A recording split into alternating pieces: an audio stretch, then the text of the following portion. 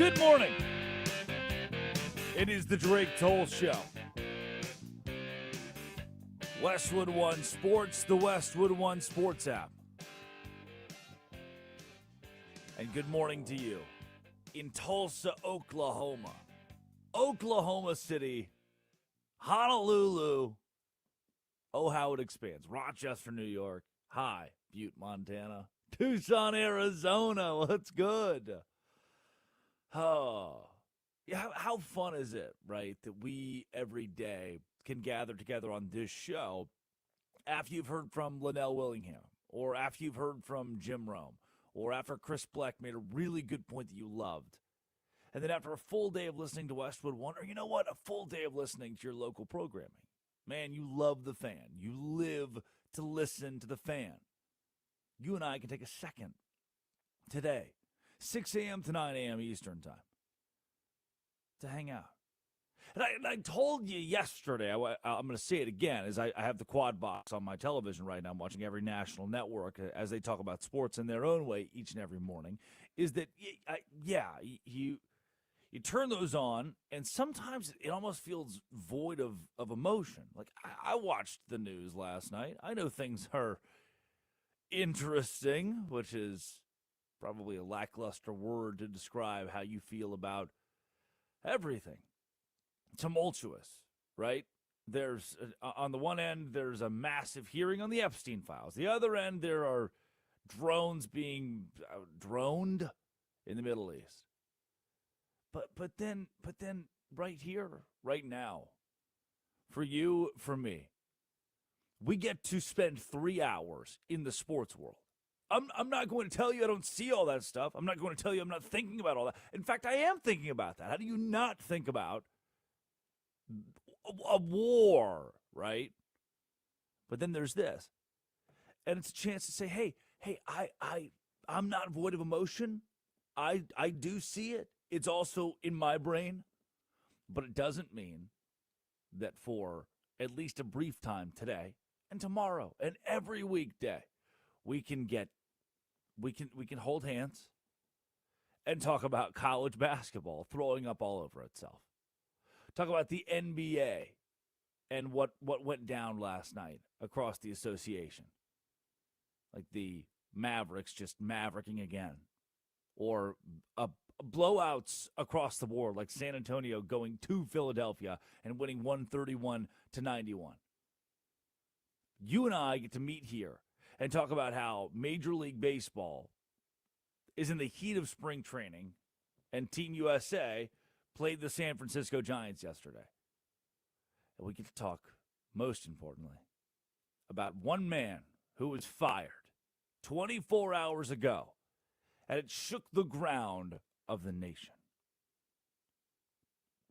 I am Drake Toll of the Savannah Bananas organization, Locked On Big 12. Addie Bates produces. Curtis Poindexter runs the board. Good morning. And hello to fired guy Kyler Murray. Lost his job yesterday. We've all been there. Condolences to him. And the era of K1 as the quarterback in Arizona is over. Officially, Murray was informed of his impending release, marking the end of a 7-year era. Well, remember, he was the number 1 overall pick. He could still go play baseball if he wanted to. He could look for the total complete reset of, I got fired, I'm going to go somewhere else and do something else.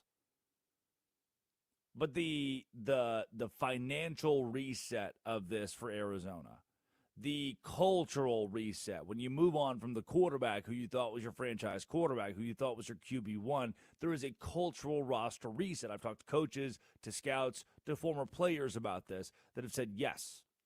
Similar to losing a head coach, if you have a quarterback for 7 years, and that is kind of the regime, that's what the city expects, that's what the fan base expects, the franchise has had, then you boot that guy, there's a hard reset on how we build the hierarchy of understanding.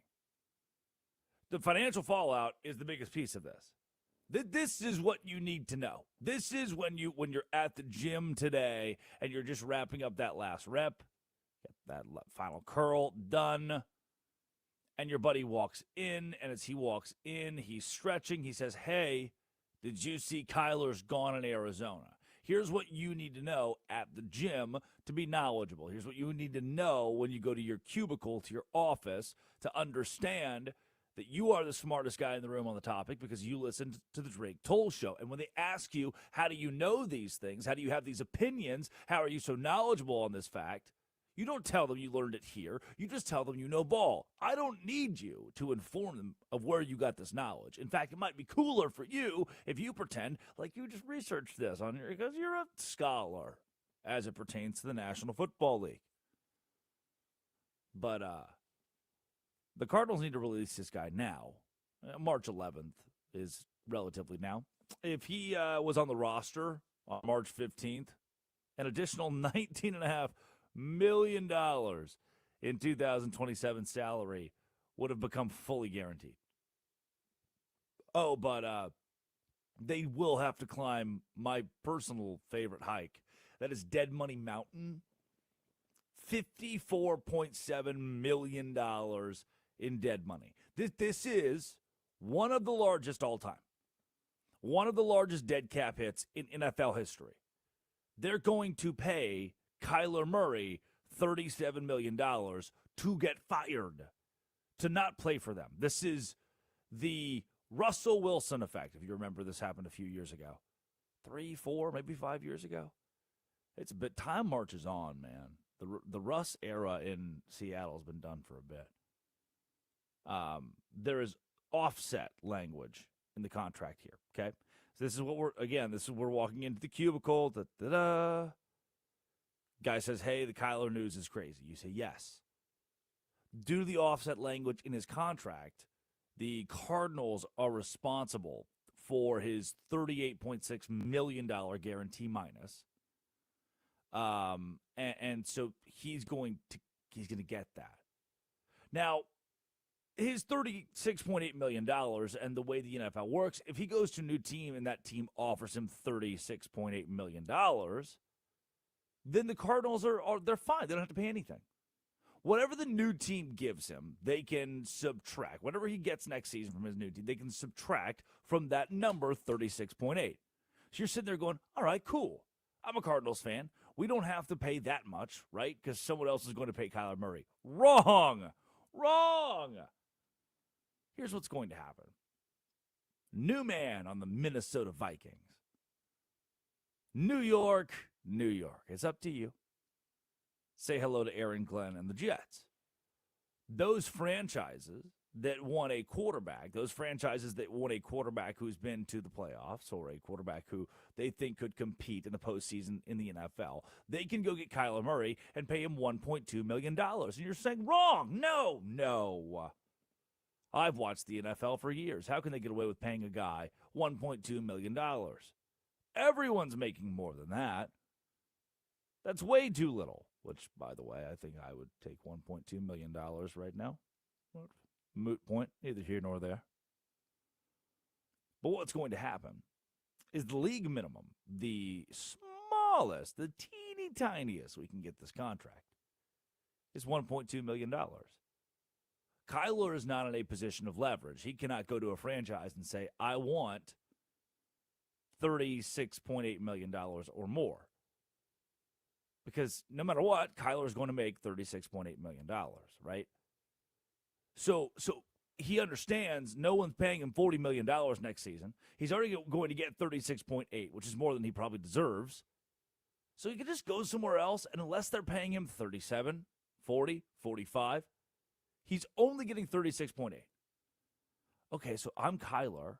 I can go to the Vikings. I can sign for $1.2 million. That saves the Cardinals $1.2 million, but they're still paying me $35.6 million out of their pockets. And the franchise that I'm with now, say the Vikings, the Jets, they save so much money, they can go grab more guys in free agency. They can put more pieces around me because of the cash they saved. Is this making sense to you now? The winners here are Kyler Murray and whoever he plays for next. Now, is Kyler Murray a good NFL quarterback? Ooh. He has been. I've seen it before. Today, he's missed 21 of his last 51 games. Middle of the year, had a mid-foot sprain in 2025. Was out for, 12 games. Jacoby Brissett just went out there and played ball. Since his Pro Bowl year in 2021, he's just declined. Career low in yards averaged. Never really adapted last year in Arizona.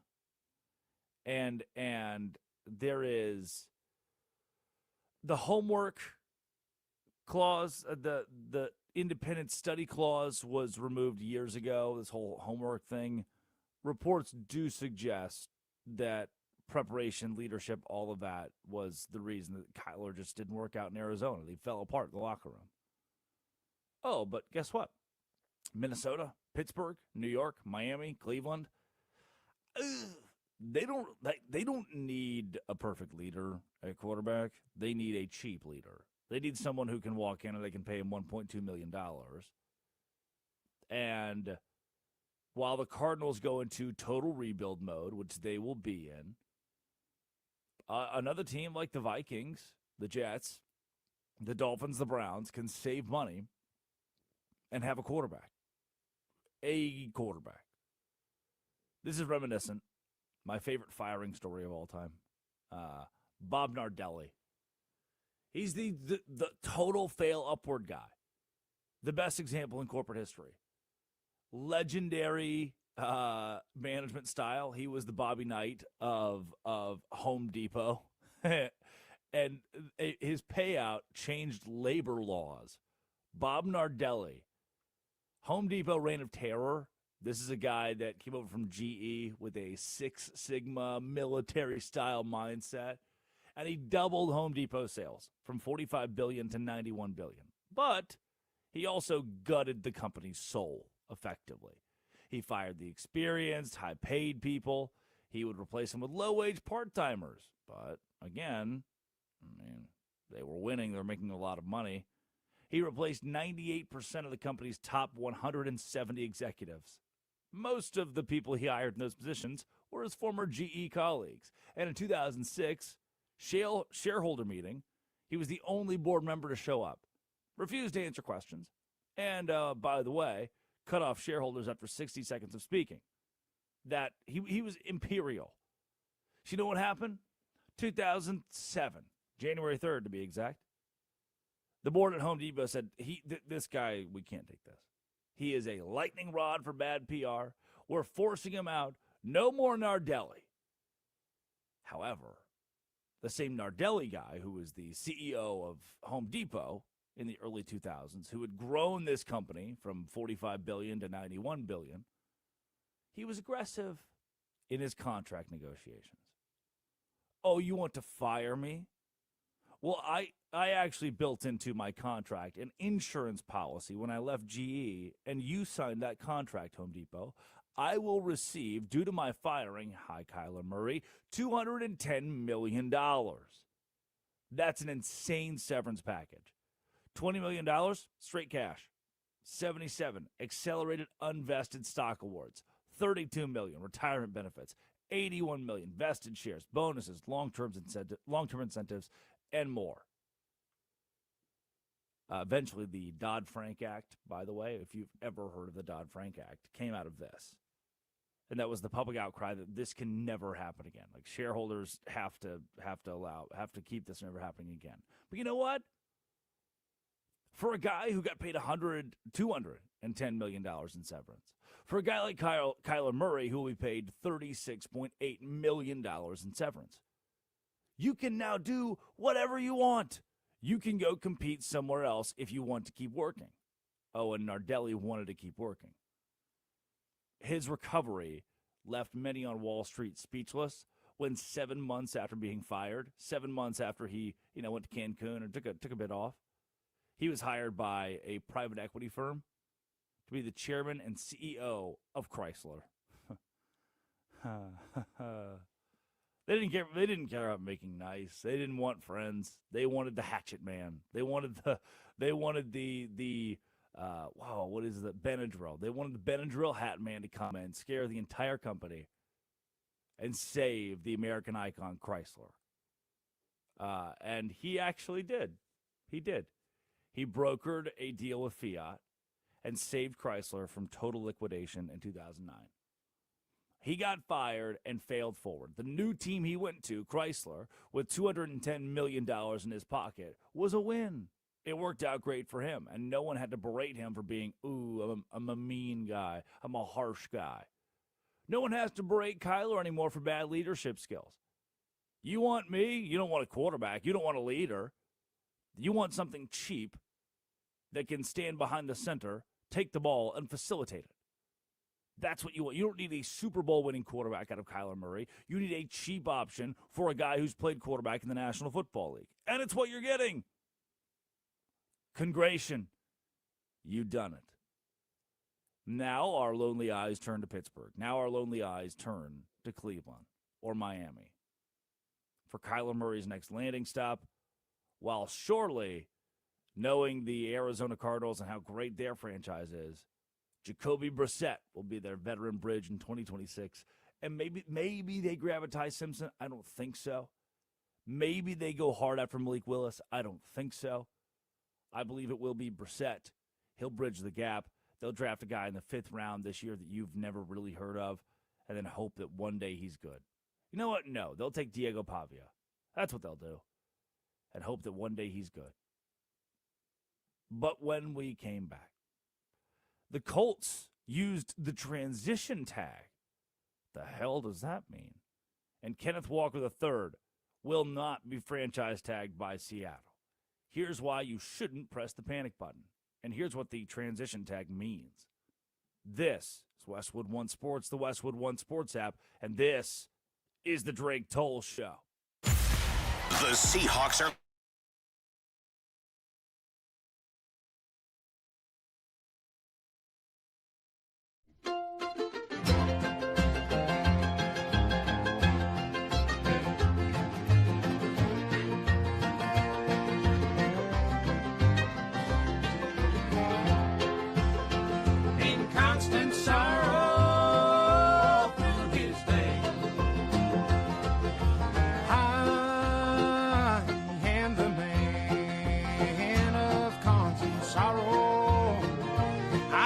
trouble all my day. I bid farewell to old Kentucky, the place where I was born and raised, the place where he was born and raised.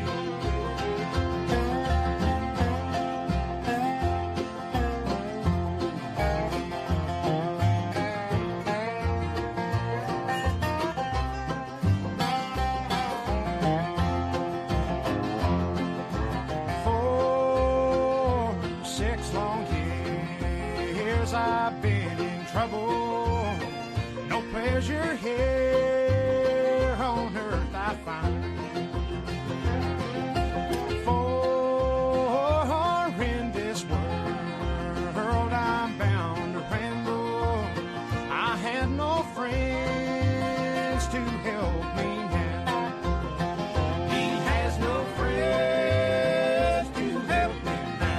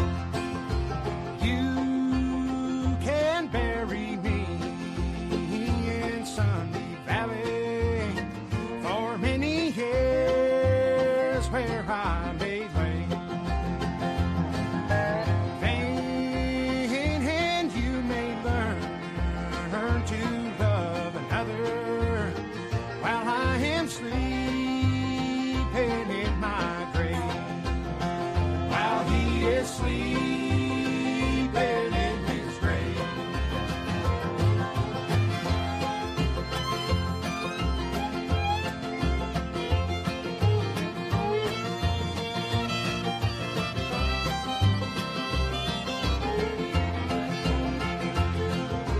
Maybe your friends think I'm just a stranger. My face you never see no more. But there is one promise that is given. I'll meet you on God's golden shore. He'll meet you on God's golden shore.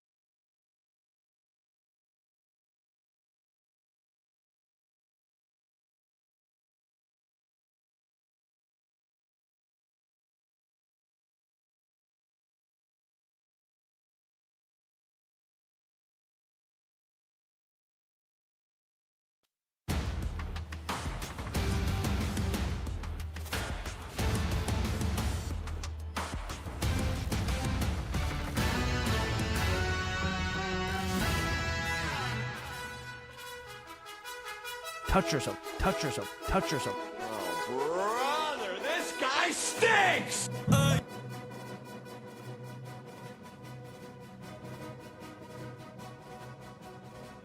Oh, this is the Drake Toll Show? On Westwood One Sports and the Westwood One Sports app? This is how I spend my 6 a.m. to 9 a.m. Eastern time every day? Touch yourself. This? Yeah. It is the Drake Toll Show. Westwood One Sports, the Westwood One Sports app. Good morning, everyone. I have poured a hot cup of, hold on, this would be Peak Energy plus L-theanine and caffeine, Bigelow black tea, no sugar, just purely black tea. It's a convenience thing. Coffee to me just has never, it's never appealed. Instead, I could get an electric kettle. It is just an interesting looking, funny little mountain kettle. It sits on a Bunsen burner, and you just cock that thing, and then bang, out comes hot water. You pour it into the cup with the tea bag, and there it is, tea.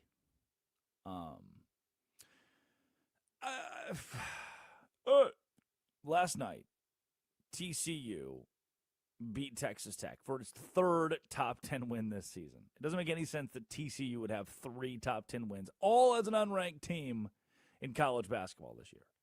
Elsewhere in the sport, Nebraska got drubbed at Mick Cronin's UCLA, and now there really is no question that the Bruins are an NCAA tournament team. I don't think they can do anything else the remainder of this year. They can finish 20-12, losing their final regular season game and first game of the Big Ten tournament, and still go to March Madness. Nebraska, on the other hand, I have many questions about, and after their undefeated start earlier in the year, they have not looked very good. I'm not buying Nebraska. That TCU win, 73-65 over Texas Tech, solidifies TCU into the big dance. But I don't understand that one either, because Texas Tech, remember, even though they lost JT Toppin, their best player, they had beaten Kansas State, Cincinnati, and gone on the road to knock off a very good Iowa State team. They were a top 10 squad, Texas Tech, and then lost at home to unranked TCU. None of it made it get Kansas. Bill Self got ejected last night in a 70-60 loss for Kansas on the road against Arizona State. None of it made sense. College basketball did not make sense. The NBA yesterday, it was that Spurs blowout that stands out the most. Every day, day by day, the Spurs become more and more of a legitimate contender. Oh, yeah, but if you give them a 7-game series against OKC, man, they would win that. I don't know. You put them in the NBA title against the Pistons, well, they'd probably win that. You put them in the NBA championship. The San Antonio Spurs are that good. Plenty good enough to win it all. Didn't expect that. Plus 6,000 preseason odds. Oh, and yesterday in spring training, this is an extension of spring training. Team USA played the San Francisco Giants. And hot start for, some of the greatest professionals in the world. Oh, not to mention, the NHL is also a thing happening right now. And the Bruins over the Penguins 2-1 last night was electric. The score was 2-1 at the end of the first period, and the final score was 2-1. Awesome. And the Blue Jackets win again, 3-2 over the Predators. Jets, a classic in overtime. The Stars, 38-14-9. It's just that time of year in sports where you thought it was going to slow down. But you thought, okay, there are a few weeks between the Super Bowl and March Madness where we don't have that much happening. And you were wrong. Because not only do we look around, the active games themselves that are being played and have something to watch, we are also seeing in the National Football League storylines off the field that rival the many stories that we're seeing on the field, court, whatever, unfolding right now. What do I mean by that?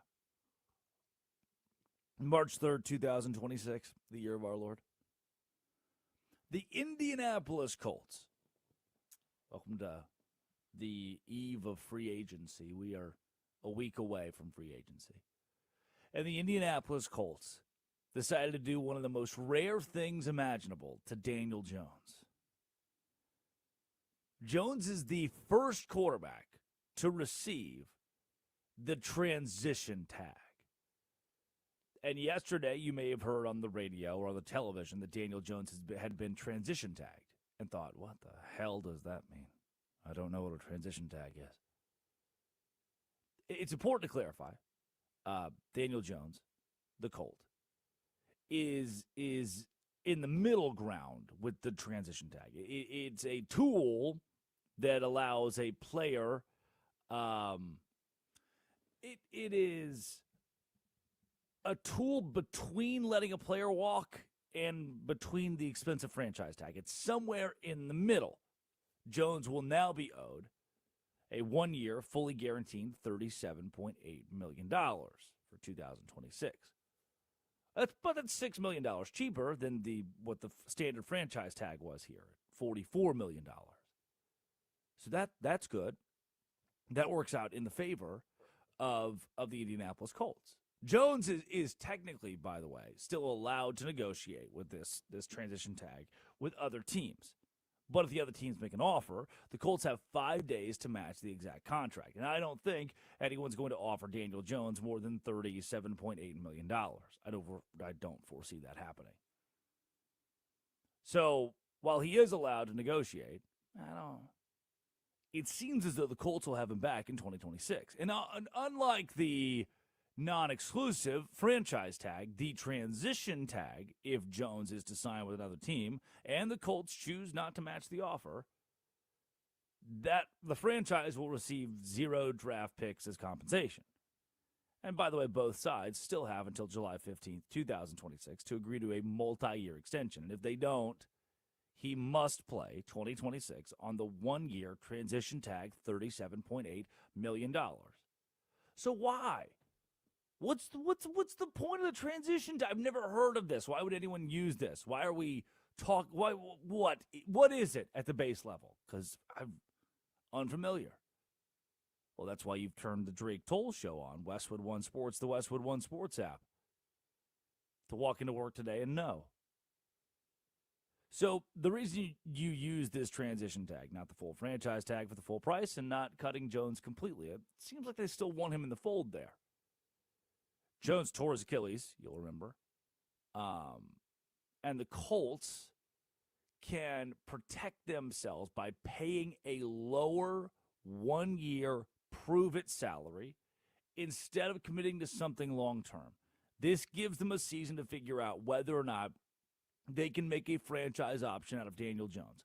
And that question is a $37 million question the Colts are willing to pay, but not a $44 million question that the Colts are willing to pay. They're not putting the full franchise tag on him. They're going to save some money in this. They're daring the rest of the league, in essence. They're saying, hey, the rest of the NFL, we dare you to go put a big fat contract on the table for Daniel Jones. Now, Minnesota could. They're reportedly monitoring the situation. They're monitoring Daniel Jones. They can make an offer. But if the Colts really want to, they can also match it. The transition tag on Jones means the Colts could not tag Alec Pierce, who is now headed to free agency. That's maybe one of the most important pieces of all of this. So he can negotiate, but if he leaves, the Colts get nothing. Kenneth Walker III, by the way, also not franchise tagged. And if you're worried about this, if this is concerning to you, read a book. Go to the Library of Congress. Ask for one book. Read it. Doesn't even have to be about the NFL or how free agency or franchise tags works. Just go read that book, and then you'll know, oh, shoot. In the last 15 years, John Schneider, since 2010, actually, so it is 15, 16 even. John Schneider, the GM of the Seahawks, has used the franchise tag twice. Most recently, Frank Clark in 2019. 2 times he's used the franchise tag. This has nothing to do with Kenneth Walker III. It's not about you, Kenneth Walker III, and it's not that deep. Him not being franchise tagged, despite being the Super Bowl MVP, the possibility of Kenneth Walker III being just the 4th ever Super Bowl MVP to play for a different team the following year is on the table, but the Seattle Seahawks were never going to put the franchise tag on Kenneth Walker III. It's the Schneider special, man. His philosophy is built on avoiding massive, fully guaranteed, 1-year cap killer, that big hit that comes with the tag. The 2026 franchise tag for running backs set at $14.3 million. The Seahawks, they prioritize defense. We don't need to put 14, 15 million bucks in immediate cap space to one singular running back who some viewed beginning of the year, middle of the year, like, hey, yeah, obviously he grew into his own, but are you trusting Kenneth Walker III as a running back that you're going to need to lean on long term? He had 1,000 yards, 5 touchdowns. Yes, he had a good postseason. Yes, he got better and better as the year went on. I'm not going to disparage what Kenneth Walker did over the course of 2026. But is he like a reliable starting option in the National Football League? I don't think you can say yes. I don't think you can say I need him. I need McCaffrey. I need Saquon Barkley on my football team. I need Derrick Henry on my football team. I don't need Kenneth Walker. Zach Charbonnet took plenty of carries. He had a good year as well in Seattle. Look, I can go to the draft right now. I can go to a mock draft right now and find 7 running back names that you've never heard of and say, all right, and you, bam, you're a Seattle Seahawk now. And that's what the NFL does. That's what we build here. We don't need to spend $14 million on Kenneth Walker III. Oh, and by the way, in free agency, maybe we offer him 10. Maybe we offer him 8. Maybe we want him back. The Seattle Seahawks surely want him back. They'd be happy if he returned. But they don't need him back at a $14.3 million price tag. No, sir. We could just go grab whoever we want, stick them at running back, and it's what any and every team in the league That's your objective. Unless you have Derrick Henry, Saquon Barkley, or Christian McCaffrey, just go get someone at running back. Don't break the bank over it. And Seattle said we're not going to break the bank over it. Historic playoff run, dog. 313 yards, 4 touchdowns. But he's been a 1,000-yard rusher twice in 4 seasons. If not for this playoff run, you probably wouldn't care if the Seahawks went a different direction and just had Zach Charbonnet on the rookie deal. He ended the year. Didn't play after that San Francisco game, by the way, in the postseason. But again, I don't put enough stock. I don't put a ton of weight in the running back position. So you go, let it speak, man. Let the free agency speak to him. And Seattle can offer him a 3-year, $27 million deal. That saves them way more money than a $14 million franchise tag. And they've got $63.6 million in cap space, by the way. But they want to go get guys, not just from their roster currently, but across free agency that are going to make them even better next season. And Kenneth Walker, it's not worth the extra money to do so. Hey, can I be honest? Can I tell you a secret? Can I tell you a secret? I have like 4 or 5 biggest losers today, and one of them might be you. Sponsored by Progressive Commercial Insurance, protecting your business vehicles 24/7. See if you can save at progressivecommercial.com. But I'm in that same category with you. I'll tell you why. This is the Drake Toll Show. The Seahawks are letting...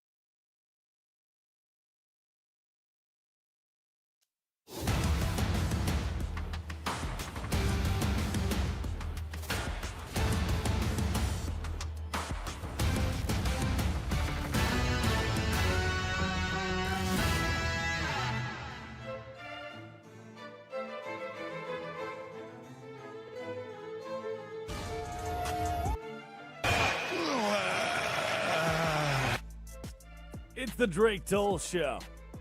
Westwood One Sports, the Westwood One Sports app. Drake Toll with you. Eddie Bates produces. Curtis Poindexter runs the board from Culver City, California. And good morning. It is time for our biggest losers of the day.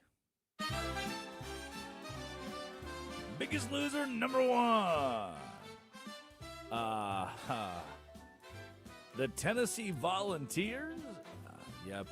Apparently Tennessee is broke. Could not outbid LSU or Texas Tech, a Big 12 school, trying to find a quarterback option.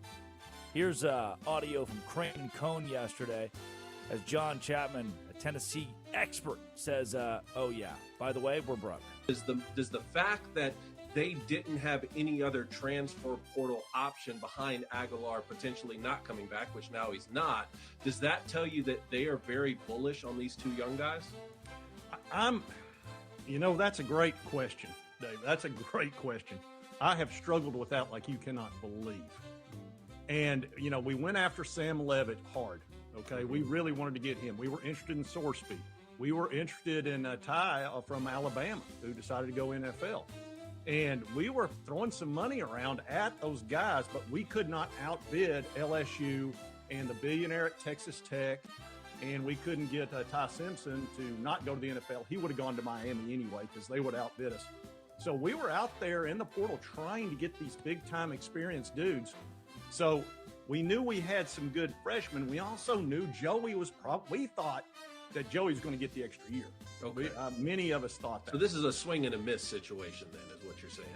It feels a little bit that, I hate to say that, but it feels a little bit that way. Now, I'm going to get in trouble for saying that because everybody is fired up about George McIntyre and Faison Brandon. But you know how fan bases learn somebody's name and all of a sudden they become really attached to them? We haven't seen them play. So I don't know. Addie, can we please get that Tennessee source on? I mean, if there was any guy who just sounded like the state of Tennessee, it's that guy. Yeah, I don't know if we could afford him, though. We got some money somewhere, right? Petty cash. We'll scrap it Might have to be together. under the table. That is the Tennessee Volunteers' inability to pay for a quarterback. Biggest loser.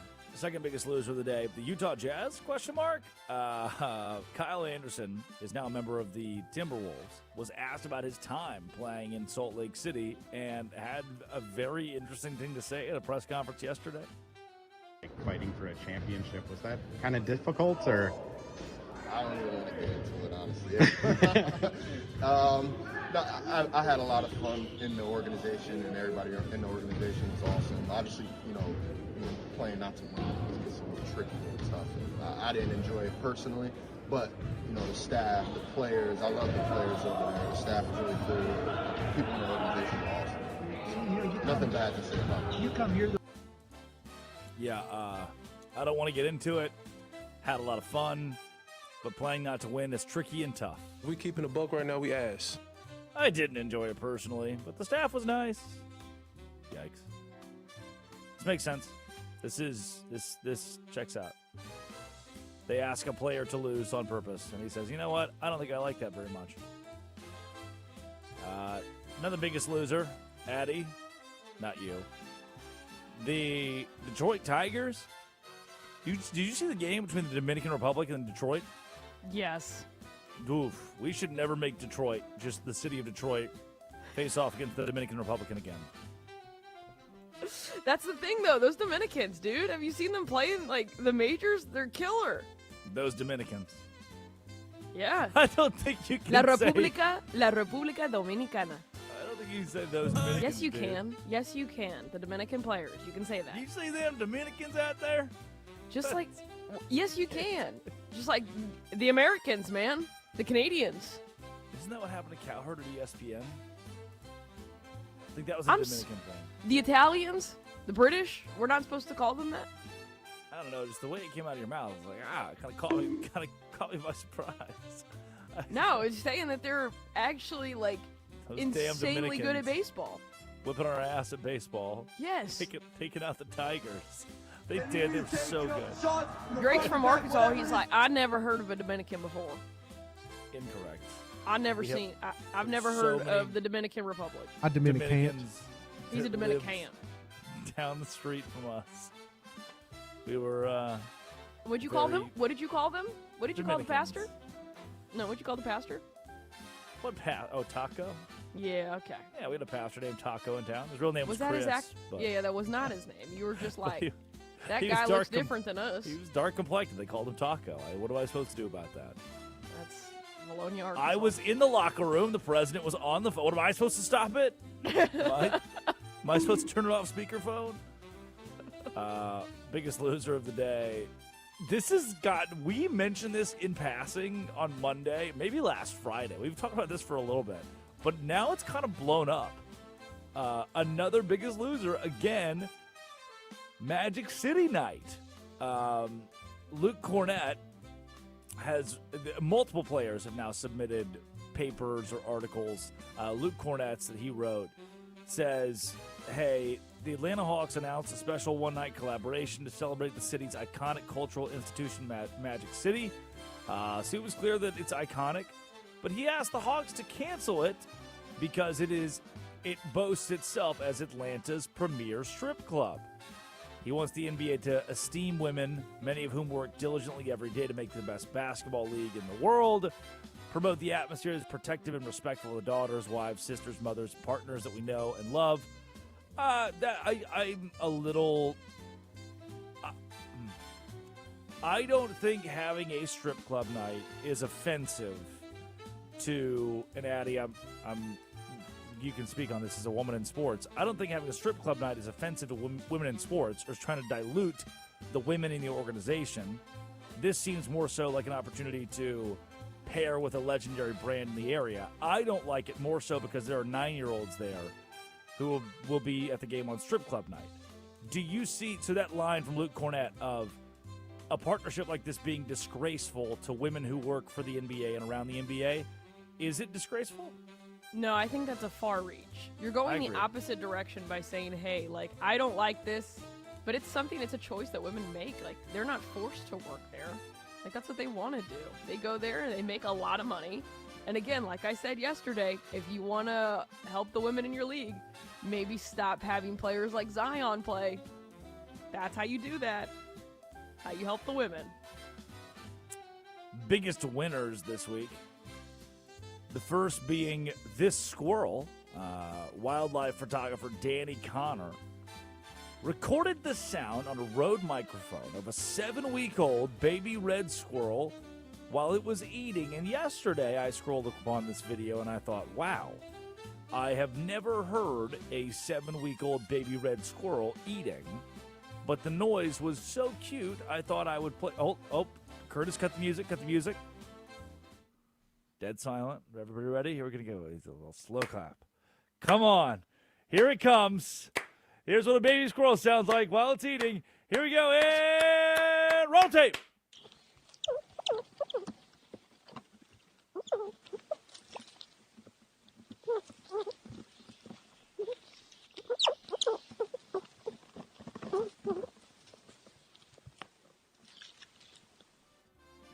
Yep. There's nowhere else in the world you're getting that right there. That's not true. Big Sid makes that noise when she eats. A lot of animals make that noise. Bear has been doing this thing recently where he's whining a lot more. I don't like it. It's because you got a new dog and it's jealousy party of one. He's not getting all the attention anymore. Yeah, but he's when they're fighting or jawing at each other, because that's what dogs do, or they're playing tug of war, he just whines all the time. Dude, stop whining. He cannot play with his sister without just crying, and it's infuriating. I got them deer antlers yesterday, a 4-pack from Amazon, and I got him a little gator, one of those anti-stretch or pull. You can't tear it apart, rip, tear, chew. Mm-hmm. And final biggest winner. This race, minor league hockey, it is a race of wiener dogs. 3, 2, 1, release the wieners!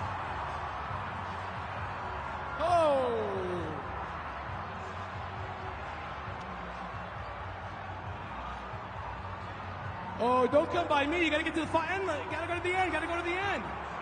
You got to go to the end. Oh, there we go. No accidents on the ice so far, which is fantastic. A little bit rough. You can't see it, but you can hear the crowd going nuts over the wiener dogs. Release the wieners. Get it to the end. It's like opening tender. Produces. Curtis Poindexter runs the board. Our obituaries are coming up. Who is dead? Apparently, some very important people in Iran. I'll explain. And our quickie. Top 5 headlines on all of sports. Westwood One Sports. The Westwood One Sports app. When we return, we'll obituary the heck out of this thing. This is the Drake Toll Show. This is Westwood One Sports.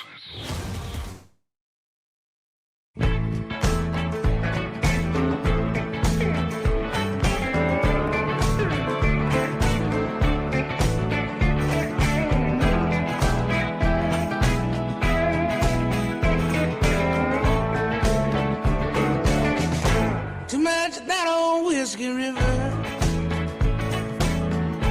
leaves a young man feeling old. That old love you still remember, that you deep down in your soul. Lost that girl down in Orleans, chasing some old voodoo dream. Levee broke on Whiskey River, got me trying to swim upstream. Getting tired of going crazy, headed back to Tennessee. I gotta crawl on out of this river, oh, it drowned me in the sea. Shotgun Willie on stereo, words speaking right to my heart. If I keep reaching for that bottle, it's gonna tear my world apart. Getting tired of going crazy, heading back to Tennessee. I gotta crawl on out of that river, oh, it drowned me in the sea.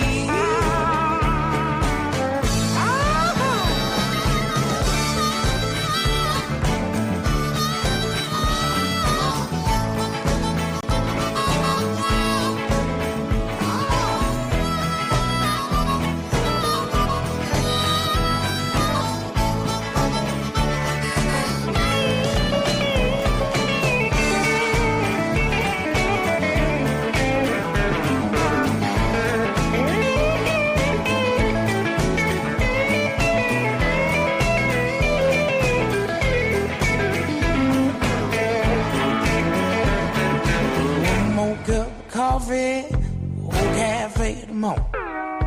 Get my head together, ride my Cadillac back home. Getting tired of going crazy, heading home to Tennessee. I gotta crawl on out of that river, oh, it drowned me in the sea. I gotta crawl on out of this river, oh, it drowned me in the sea.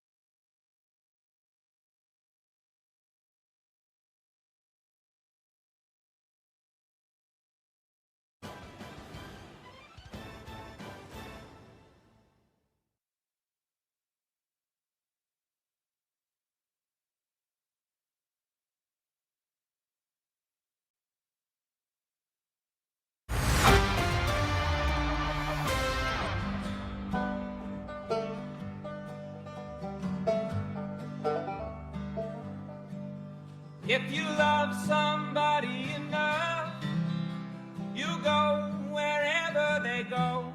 That's how I got to Memphis. That's how I got to Memphis. If you love somebody enough, you go where your heart wants to go. That's how I got to Memphis. That's how I got to Memphis. It is the Drake Toll Show. I know if you've seen her, you tell me, cause you are my friends, right? Addie Bates produces. Curtis Poindexter runs the board. I've got to find her and find out the trouble Wednesday, March she's 4th, in. 7 a.m. Eastern Time. It's how I got to Memphis. The Avett Brothers. I'm going to Memphis this weekend. Any recommendations? Yes. I'm You have to going go to Rendezvous. Graceland, Memphis, Tennessee. I'm Have to go to where? Rendezvous Barbecue. Oh, is that a strip club? Ron- You would. You would recommend a strip club. Mhm. No, After you Magic have to. City, No, you actually have to go to Rendezvous. Like I barbecue. don't. I'm not dog, making that up. I lived in Texas for 5 years. No, I can't do no. barbecue outside of Texas. It's not this. No, it's not like you're going to go there and go get brisket. You're going to Brisket? get Memphis style ribs. You have to go there. Look it up. It's iconic. I'm okay. not just making this up. Okay. I've been to Memphis so many times in my I life. I've love never heard of Memphis. that. So I mean, really, the pyramid. Yes. It's like the 7th largest pyramid in the world is in Memphis, Tennessee. It has a Bass Pro Shops in it. Long distance information. Give me Memphis, Tennessee. Going to Graceland. Oh, oddly enough, a ton of songs about Memphis. We haven't even gotten to Mark Cohen's classic "Walking in Memphis." Okay. That was playing yesterday. I was out at Chewy's and that song started playing, and I texted my parents. I was like, "I'll be honest with you, this was like," and I know that song very well, and I'm like, "It's probably one of the worst songs I've ever heard in my life." Spiritual experience. Born in the plane. You know, that's the Walmart of songs. There are 2 songs that, and I like both of them actually. Walking in Memphis is one of them, and I'll tell you the other in a second. There are 2 songs that are the Walmart of songs. Like I picture when I hear Walking in Memphis, I think I'm in Walmart. And if that song came on, it would make so much sense if Mark Cohen's Walking in Memphis. Catfish on the table. The lyrics are terrible. The lyrics are genuinely really bad. And then I'm walking in Memphis. There's something so classically 90s about it. The other song that is Walmart, oi, is Electric Avenue. When I think of Electric Avenue, I think I'm on the toy aisle in Walmart. But in the street there was silence. You should actually listen to the lyrics. We're gonna rock down to Hold on. So why would I listen to the lyrics? Does it have Because it's anything to do actually with talking about like historical things. Out in the streets and there's violence. you know I love history. So that's what I'm saying. You got to go listen to the lyrics. It'll totally change garnered your my opinion on that attention. song. But it is yes. Yes. That's so glad to see you. You haven't got a prayer. And it's like a little falsetto. You know you got a prayer in Memphis. It's so good. This year, the Party Animals. So I'm going to Memphis this weekend, Friday and Saturday and Sunday. Friday, Saturday, Sunday. Then New Orleans next weekend, Mardi Gras. I'll be St. Patty's Day. Yeah, which is also awesome. I don't like golf. I don't like swimming. I just like chasing those big butt women. It's apparently a song they play in New Orleans. I've heard it there twice now, and it's been stuck in my head ever since. Sacramento, California, Conway, South Carolina, Albuquerque, New Mexico. Where are you playing in Memphis? Are you playing at the Redbirds? Redbirds. Yep. See, look, So I know. Memphis, New Orleans, Sacramento, Conway, South Carolina, Albuquerque, New Mexico. That's a really interesting swath of towns to begin my tour before I head to Yankee Stadium in mid-April. But those all kind of have the same vibe to them. Memphis has Beale Street. New Orleans has Bourbon Street. You know, here is Dirty Street, smells weird, but insanely good music and food. Whoa. Okay. Beale Street. Bourbon Street's dirty. Yeah, it is. That's why there's more to New Orleans than Bourbon Street. Sorry, my half New Orleanian self is going to talk here for a second. Yeah, there's so much more Take of it that away. city. But Beale Street is iconic. I love Beale Street. Yeah, okay. I love for the same reasons I love Bourbon Street, though. Great music, and people are drinking a lot, and you can hang out, and it's fun. I have not done Sacramento yet. This will be my first time in Sacramento. Conway. I also similar to most people in the world, have not done Conway, South Carolina yet. Go Shants. So I'll be in their facility for the first time. And then Albuquerque I've done a few times. And Albuquerque's something, man. It is something. Out of all those, what's your favorite city you've been to? It's one of the towns of all time. Of those cities, New Orleans, for sure. Heck yeah. Heck yeah. I go get the bayonets at the Café du Monde. I'll be there at the same time, guys. Maybe the Drake Toll Show will be live from New Orleans. Whoa! On the road! Live from the Superdome. I'll be at the at Caesars for our Bananas games. That means I would weekend. have to get there at, 4 in the morning? Whatever, man. It's already what I do. Imagine waking in my up life. that early for work. Yeah, Curtis is on the West Coast, and he just doesn't sleep either, which is completely like I can't help you there, Kurt. You just gotta get to sleep, man. Of the West Coast. And it's time for our obituaries. Dong.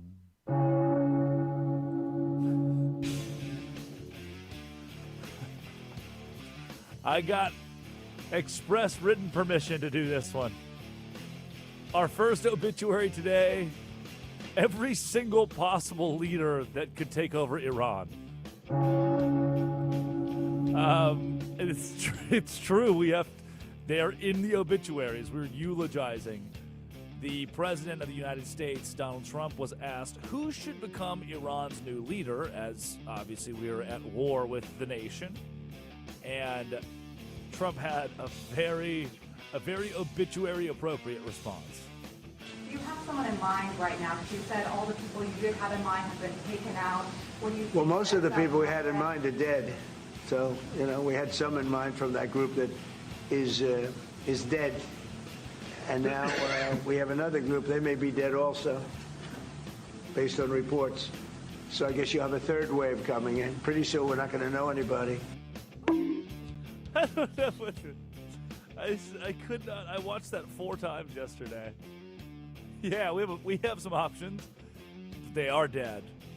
But we have backup options. Dead. And then at the end, he's like, we're getting to the point where most of the people that we could appoint president or supreme leader of Iran also dead. Reports are telling us all of them have been killed as well. So I need one of the memes of Marco Rubio when he realizes he has to become the Ayatollah of Iran. And he's sitting down. I need one of those now. Tyrese Halliburton or SGA or, somebody has to. Tua is the Ayatollah. It is, I couldn't believe, dead today, any possible Ayatollah of Iran, because we killed them. It's just so rich. Mr. President, who do you see being the next leader of Iran? Well, the guy we thought about is dead. And so are the rest of them. Oh, jeez. Look, Kyler Murray, he's free. Oh, Kyler Murray is free. He can be the Ayatollah. He can play Call of Duty over there. Dead today, Bruce Pearl as a reputable analyst in sports, apparently. ESPN, the literal ESPN, tweeted out yesterday a quote from Joe Lunardi where Lunardi says, again, I quote, Bruce Pearl would be better off leaving bracketology to the professionals. Bang. Joe Lunardi put Bruce Pearl in a body bag. Pearl has the take that undefeated Miami of Ohio, if they lose their conference tournament, should not get into the NCAA tournament, which is a stupid take. Dead today. Letting athletes do whatever they want. Ugh. Lubbock County Jail confirms Texas Tech pitcher and outfielder Jesse Ruzinek was arrested over the weekend for driving while intoxicated. The quote tweet says, if we want to get in the SEC, we can't be arresting a .435 hitter for this. Come on, guys. Finally, Texas Tech makes sure its athletes are accountable. And its fan base says, no, we need the SEC. They let this guy play tomorrow. And they do. Got to leave him out there to compete. Finally, dead today, Iowa State gymnastics. This is a really, really weird one. People are disappointed with leadership at Iowa State. They want to cut gymnastics, save some money. J.B. Pollard, the athletic director, had some money issues. And now he's announced they're cutting women's gymnastics immediately due to what he called serious internal conflicts, parents, teammates, coaches, and that the whole season is shut down after just 4 meets. So they'll add a new women's sport for equal opportunities, and the current gymnast scholarships will be at full support if they stay, and they'll get transfer help. NCAA will give them an extra year of eligibility. Yikes. That's nasty. Radio, video. Boogie with the suitcase. Those are the obituaries for today. Time for the quickie. Top 5 headlines in all of sports. Addie Bates reads them. Drake Toll responds to them. 1 minute apiece. Hopefully these are exciting enough for you. Miami of Ohio beats Toledo to extend 30-game winning streak. Yeah, man.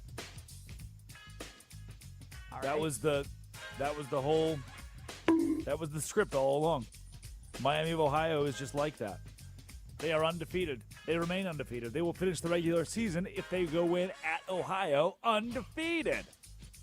And to me, that matters a whole lot more than winning 3 games in your conference tournament. Miami of Ohio is an NCAA tournament team. I don't care who you are. I don't care whose son is your son. I don't care if that son coaches college basketball at Auburn. I don't give a rat's ass about any of it. I'm a Miami of Ohio Red Hawk. A Miami of Ohio Red Hawk I am. And I'm riding them into March Madness. Yeah, no doubt. World Cup playoff tickets on sale for less than $17 in Mexico. By the way, for the United States, the final in New Jersey, they're going for about $4,000 to $8,000.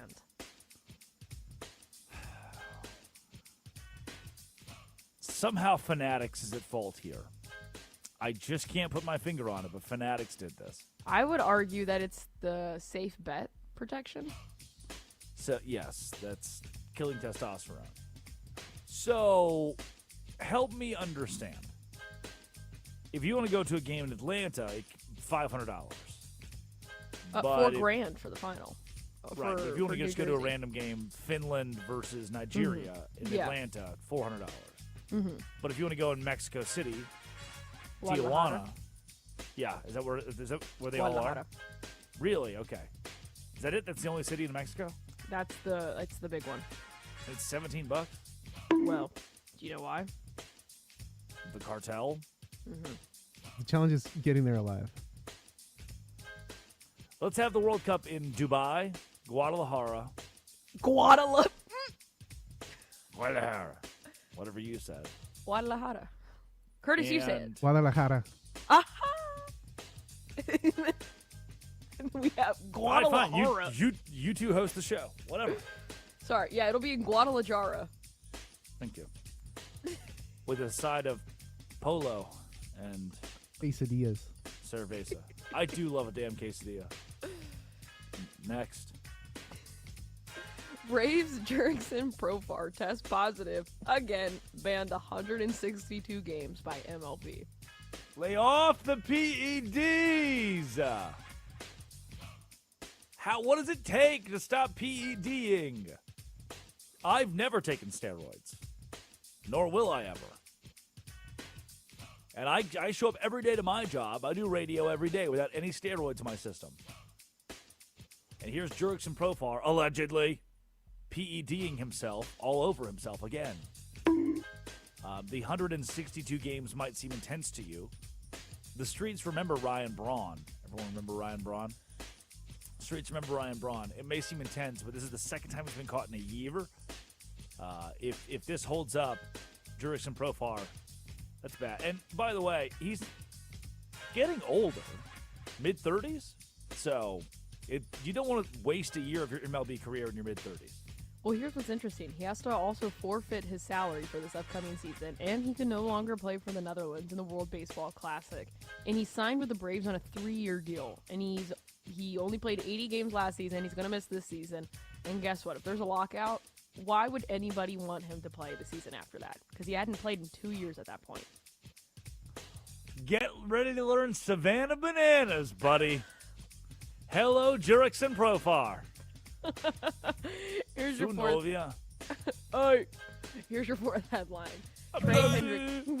Trey Hendrickson says goodbye to Bengals as tag was not used on the defensive end. Wasn't that weird? We haven't gotten to that yet, but I don't think that was all supposed to happen like that.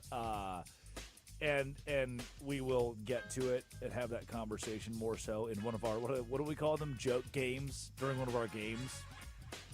But the entire Hendrickson situation there seems like malpractice there. Trey Wingo said they didn't trade him when they could have gotten something of value for him. Now, after another lost season in the Burrow era, they're letting him go for nothing. This is the Bengal front office to its core. It's weird. He's just an unrestricted free agent now. They could have traded him. They could have done it, and they just got nothing out of this. That is bad. That's malpractice. Mal, as they'd say in the Dominican Republic or Guadalajara. Here's going to be your favorite one. I know you're going to get really excited over this one, maybe too excited. AJ Dybantsa teases possible BYU. His ears perked up when I said BYU return on video amid 2026 NBA draft rumors around number 1 pick. He did. He talked to Deseret, and they said, so are you excited to go number 1 overall? He's like, I'm actually might not go to the NBA draft.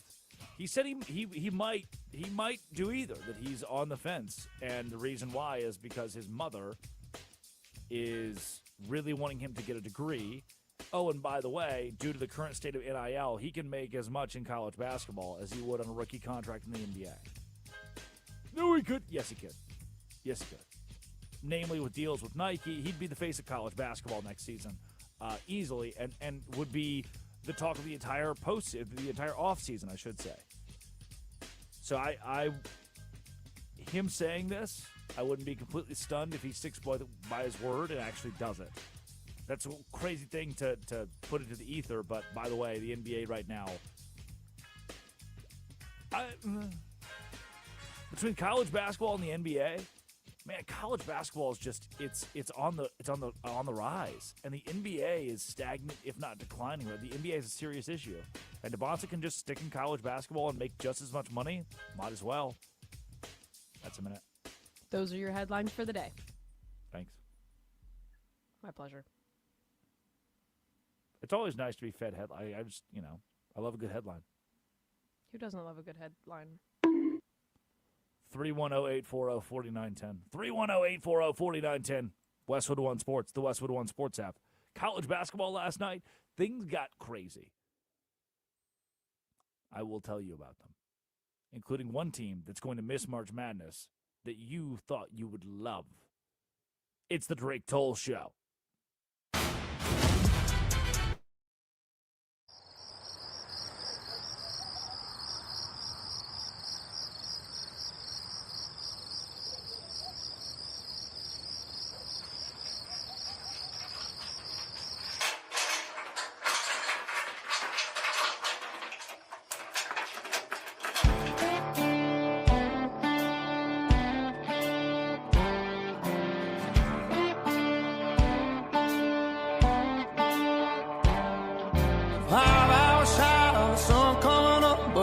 See clear as the light of day. Running on curves cause I'm out of luck, and I'm tucking my tail and running away.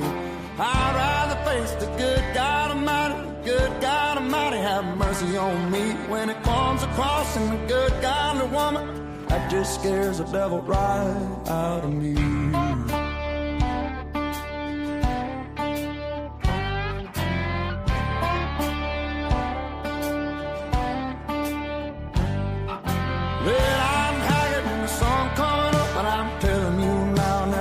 So well, walking a line never made much sense, cause this good God woman is better than hell. I'd rather face the good God Almighty, have mercy on me when it comes across in the good godly woman. That just scares the devil right out of me.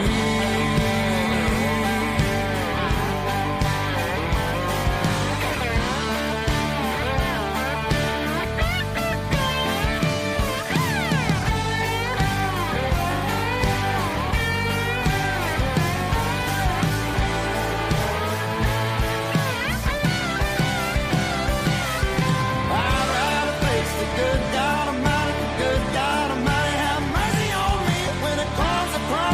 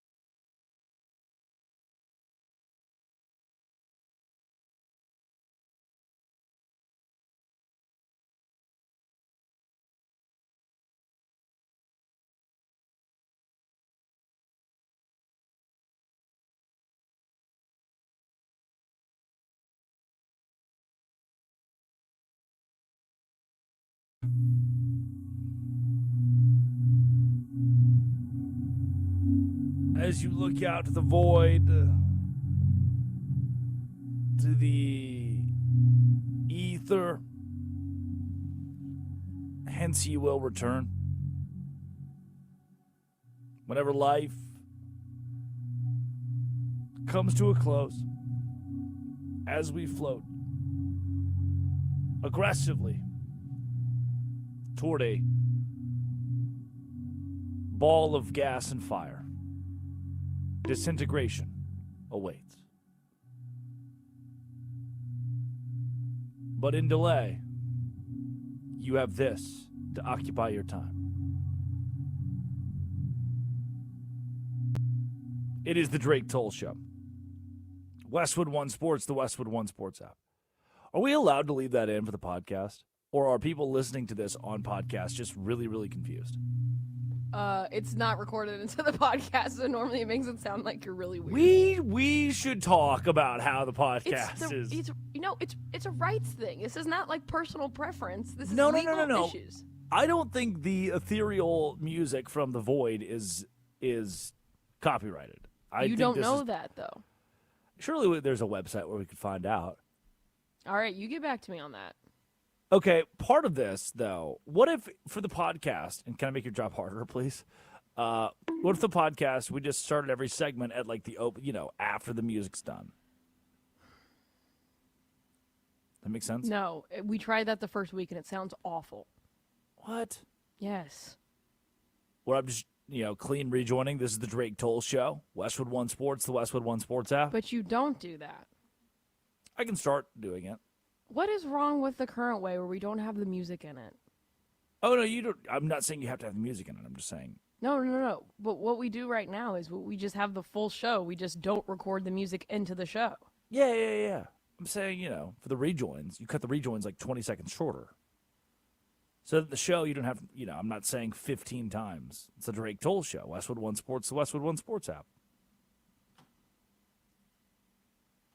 Does that make sense? No. This is a promotion for the people of America that are listening to know that you can re-listen to the show, the portions that you missed on Spotify, Apple Podcast, wherever you go to listen to your podcasts every day. And that you will hear every rejoin as well, right? You already hear every rejoin. Oh, my goodness. Yes, you do. I'm saying, what if we cut the rejoins out? And you're saying no. No, because it's good to even still make it have resets during a podcast. Interesting. Good to know. I'll start adding that to my podcast. Welcome to radio. That was a good talk. Radio is a crazy thing. Radio. I hope that the people of the world, our 300 plus affiliates, that you all are listening on your radio. The app is awesome. Listening on Odyssey, listening on Sirius XM is even cooler to me, or listening on your local station is even cooler to me because it's the radio. When I was growing up, I didn't look up to the big names in radio. I didn't look up to those guys and listen to them every day and think I want to be that guy. No, I listened to the small town, local, Little Rock, Arkansas sports show and thought, that's what I want to be. That's what I want to do. I want to do that level of radio. And that's my goal in this show, is to bring that back. That's the whole purpose. That's why we gather together every day, is to bring you what you love about radio, what you remember about radio, what I remember about radio. And a piece of that comes from telling you the hard stories, the tough stories, not backing away from subjects that are a little more, you have to be a little more careful about. And one of those subjects is, what if the Big 12 isn't the best league in college basketball? Last night was a dumpster fire. A dumpster fire in that league. Game by game, stunning. Only one of the contests that they played last night in the league was an unsurprising, kind of a snooze fest of a game. In the SEC, Alabama and Georgia, the Dogs rolled. Their offense rolled, 98 points. Tennessee blew out South Carolina, 78-59.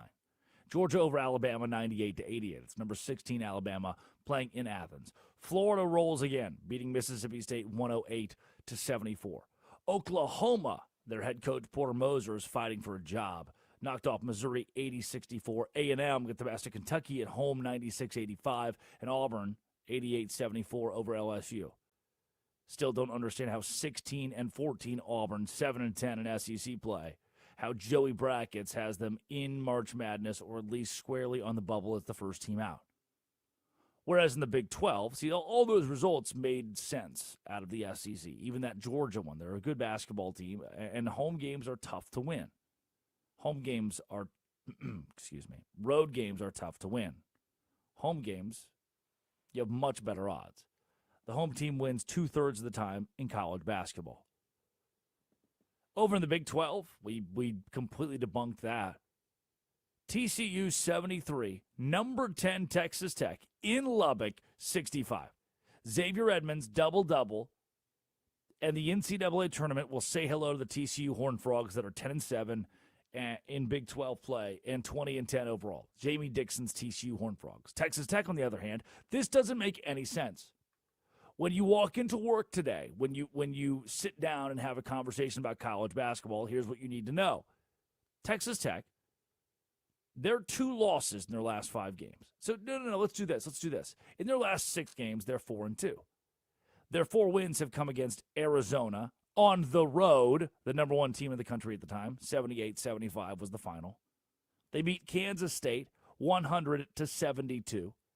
They beat Cincinnati, an NCAA tournament team, 80-68. Went on the road to number 4 Iowa State and won 82-73. So in their last 6 games, they have 2 road wins against top 5 teams. Some programs go decades without a singular road win against a top 5 team. Texas Tech did it twice in the last 6 contests. But they've also lost 2 games in that span. One of them to a hapless Arizona State by a final score of 72-67. And another, they lost at home last night to TCU 73-65. Despite losing JT Toppin, their best player, they won 3 straight, including a top 5 road game in the wake of him exiting the year with a torn ACL. Someone's going to have to help me understand what this Texas Tech basketball team is. They have made little to no sense. And in March, they could go to the Final Four. They could, even without Toppin. They played basketball at that high of a level. But they lost at home to TCU. Tournament team, yes, 20-10, 10-7 in conference. But not a team that should win on the road at Texas Tech. Then Kansas, number 14 Kansas, playing at Arizona State, who is 16-14. 7-10 in the Big 12. If you're going to let Auburn in, you might as well let Arizona State in.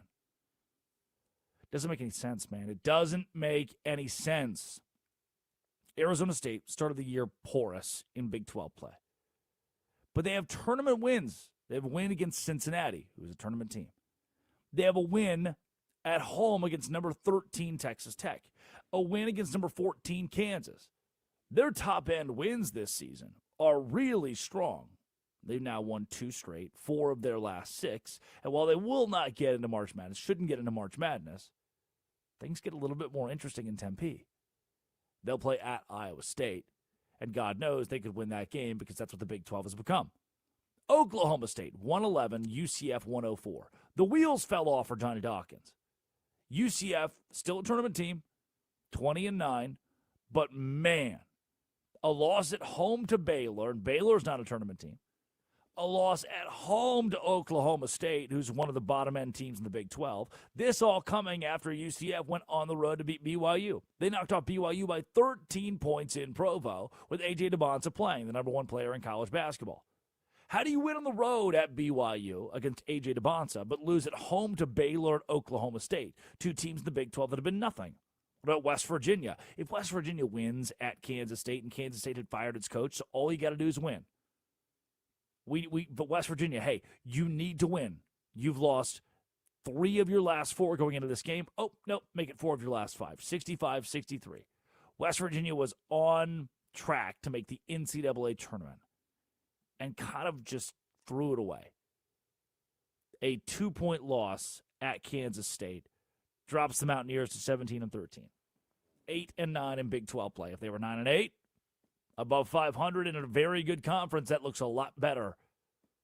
But now they sit at 17-13, 8-9. Oh, 18-12 is so much sexier for March Madness. Kansas State is an afterthought. They're 12-18 on the year. Colorado won at Utah,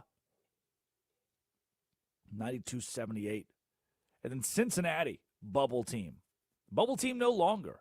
They're 17-13, but they are 9-8 in Big 12 play. 90-68, they knocked off BYU. And I think Cincinnati has collected itself at just the right time. Didn't see this coming, but their road win at Kansas helped bolster them. They have now won 6 of their last 7. 6-7. And take a 4 games above 500 record into their final regular season matchup. Cincinnati will play TCU on the road.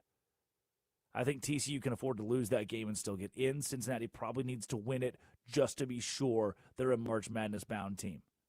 But given some of their wins this season, I think you have to have them in that category. They beat number 2 Iowa State. They have a top 5 win. They beat number 2 Iowa State. They went on the road at number 8 Kansas, and then they mollywhopped BYU last night. So you've won 2 top 10 road games, which, again, things are happening in the Big 12 that would happen nowhere else in America. Teams go decades without winning a top 10 game on the road. You have 2 top 10 road wins if you're Cincinnati, and a win against number 1 overall A.J. Dybantsa, 90-68. Oh, and your game prior to that, you beat Oklahoma State, 91-68. Steamrolling these fools. College basketball last night got even crazier if you visit our friends in the Big East. In the Big East, St. John's was going to lose to Georgetown. This game was all but over. I had written it off. I'm not buying. I'm selling. St. John's is going to lose. Boy, was I wrong. They were down by double digits. Ed Cooley was holding on to this thing. Georgetown had a lead at the break by 8-9 points. And then everything came crashing down. It was 44-34 early in the second half, 48-36. The lead's extending. Here comes St. John's. They rally all the way back. 61-57. They take the lead late. 64-62. Can they hold on? 65-66. But it's too much. St. John's Red Storm, 72. Georgetown Hoyas, 69 final score. Oh, and by the way, elsewhere in the top 25, sorry, UCLA fans, get shellacked. Flip it. Sorry, Nebraska fans, get shellacked by UCLA. 37-24 at the break, 35-28 the score in the second half to equate to a 72-52 final. UCLA over number 9 Nebraska. Mick Cronin, we knew you were in. Now you're even more into March Madness. And Nebraska, I have questions. I'm poking holes in this thing. I am selling Nebraska, trying to win its first NCAA tournament game ever this postseason. I don't think so. And finally, good game, Vanderbilt, Ole Miss, 89-86. Vandy on top of Chris Beard. I think they'll fire him at Ole Miss. Vandy, a top 25 team, getting a win on the road against a pretty hapless Ole Miss team. But Miami of Ohio, the belle of the ball, 30-0, 17-0 in MAC play. They win again, 74-72 over Toledo. And they deserve an NCAA tournament bid no matter what. When we come back, NBA mock draft. We got to change some stuff. What are we doing with Darren Peterson? Sponsored by Progressive Commercial Insurance. It protects small businesses with affordable coverage options. Quote today at progressivecommercial.com. This is the Drake Toll Show. The Seahawks are letting Super Bowl MVP Kenneth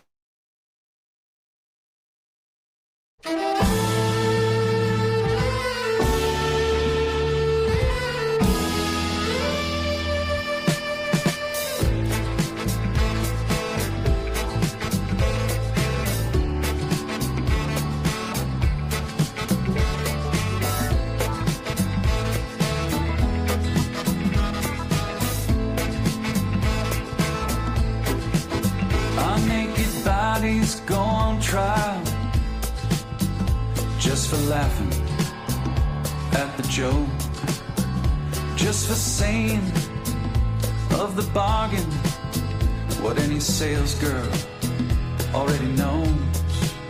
Most of us old men die at the firing line, just waiting for our number to be called. I guess time just makes fools of us all. Now the king gets his stepson when he's loaded as a gun. Says a real name is like a country. You need a map to find your one. Now I do you suppose you must approach the throne with its back up against the wall. I guess time just makes fools of us all.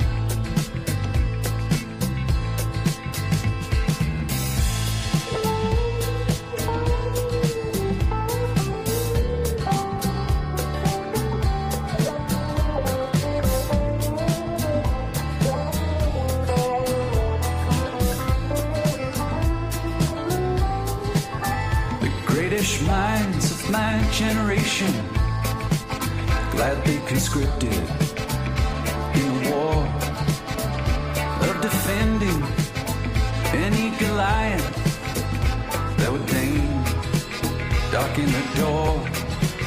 Now with your genius for picking battles, it's no wonder every helmet is too small. I guess time just makes fools of us all.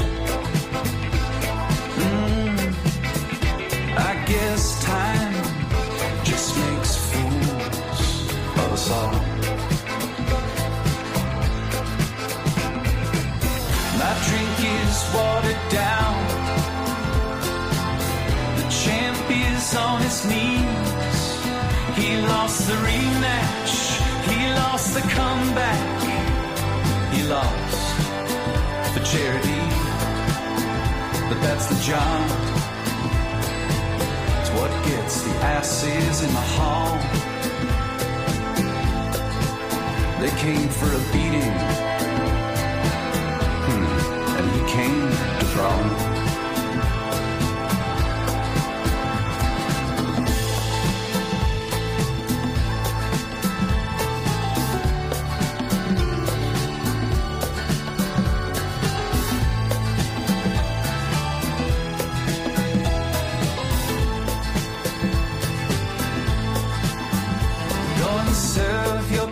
Notice that of all the young gods I have known, yours is easily the least famous to turn down the cover of a Rolling Stone. Lily white faces, so familiar and yet impossible to recall. I guess time just makes fools of us all. After a millennia of good times, God said, hey now, let's have a dream where we raise the stakes a little. Come on, let's make things interesting. Parachute into the Anthropocene, an amnesiac, a himbo can doll. I guess time does make fools of us all.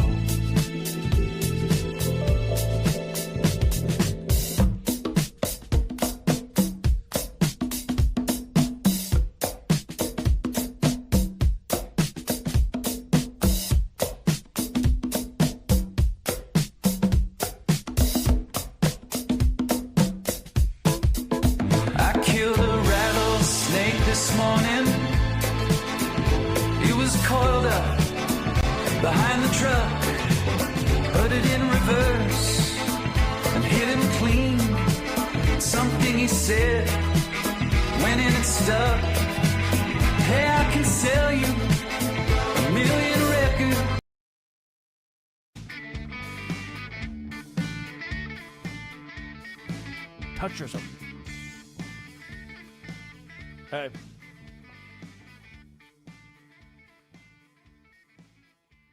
Addie, have you ever heard of pigeons playing ping pong? No, but I want to see that. Okay, no. It's not. Could you hear your ears perk up when you said it? I hate to I burst love your pigeons. bubble here. These are not real pigeons. These are 4 human beings of a band, and the band is called Pigeons Playing Ping Pong. I love that you actually thought I was gearing up to reference a Weird Wednesday style actual pigeons playing ping pong. I love pigeons. That's them hitting the ping pong ball back and forth. I hate to burst your ping pong ball, but no, it is a band. They're playing in Savannah tonight at Victory North, which is one of my favorite venues. It's become one of my favorite venues on the planet. I really like it. And so I'm going to go see some pigeons playing ping pong this evening, I believe. Love live music. Huzzah. I thought of that. I thought, you know what? Maybe somebody out there who's driving their car today in Sedona, Arizona, is thinking, I love pigeons playing ping pong, and I'm glad he's going to that show. And they're excited by that. Elsewhere in sports today, what? Did you Google pigeons playing ping pong? What am I hearing from coming out of your phone right now? It's a pigeon on a subway station. Wow. Okay. That's enough Addie Bates, producer of the Drake Toll Show. Curtis Poindexter runs the board. This is the Drake Toll Show, Westwood One Sports, the Westwood One Sports app. The National Basketball Association will hold a draft in 2026. That draft will feature A.J. Dybantsa. Or will it? One of the biggest stories that you may have missed from yesterday is that Dybantsa was on an interview with Deseret, and he told Deseret, he said, hey, by the way, you guys keep referencing me as the number 1 overall pick. I might just not do that. The interviewer was stunned, obviously. Thought maybe Dybantsa was kidding. The obvious Sacramento King, the obvious Indiana Pacer or Brooklyn Net, A.J. Dybantsa, the Washington Wizard. Whoever grabs that number 1 overall pick in the NBA would grab A.J. Dybantsa. But what if Dybantsa returned to BYU? Well, he said he wanted to do so because his mother wants him to get a degree. And I get it, Dan, in Flagstaff. I know. You read that headline and you think that is incredibly stupid. There's no way A.J. Dybantsa actually returns to college. He would have to go to the NBA. But welcome to the NIL era of the sport that we play. In the NIL era, Dybantsa could return to BYU and make $10+ million for one season of his work. Dybantsa could return to BYU and be paid something similar to a rookie contract in the NBA. Oh, and by the way, he has plenty of endorsements. And right now, do you know what gets better viewership than the NBA? Oh no. Am I gonna have to reveal this to you? Do you know what's getting better viewership than the NBA? You know what's on the incline? Do you know what has a much better postseason and postseason watchability than the National Basketball Association? It's college basketball. The general public, by and large, is watching college basketball more than it's watching the NBA. You're saying, no, that's wrong. But it's not. Do I like it? I don't need to. It doesn't change the fact. It doesn't change the numbers. It doesn't change ESPN on a Saturday night between Alabama and Tennessee. It doesn't change ESPN on a Tuesday night, Duke versus North Carolina. It does not change Gonzaga versus St. Mary's at 10 p.m. on Saturday when people are still watching that game. The national championship routinely in college basketball is beating the NBA. It's beating the World Series even. That's crazy. Now, I'm not going to make the case here that the NBA is dead or the NBA has some serious issue that it must fix right now or it's going to implode altogether. I have ways that I'd like to see the NBA improve. I have ways where I think the NBA needs to improve. But I'm not a doom and gloom, the organization, the association's falling apart.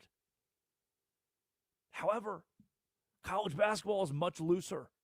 College basketball has no rules. College basketball has a lot of viewership. College basketball has so many things that A.J. Dybantsa could return for, like NIL, like the exposure, like being the face of the sport.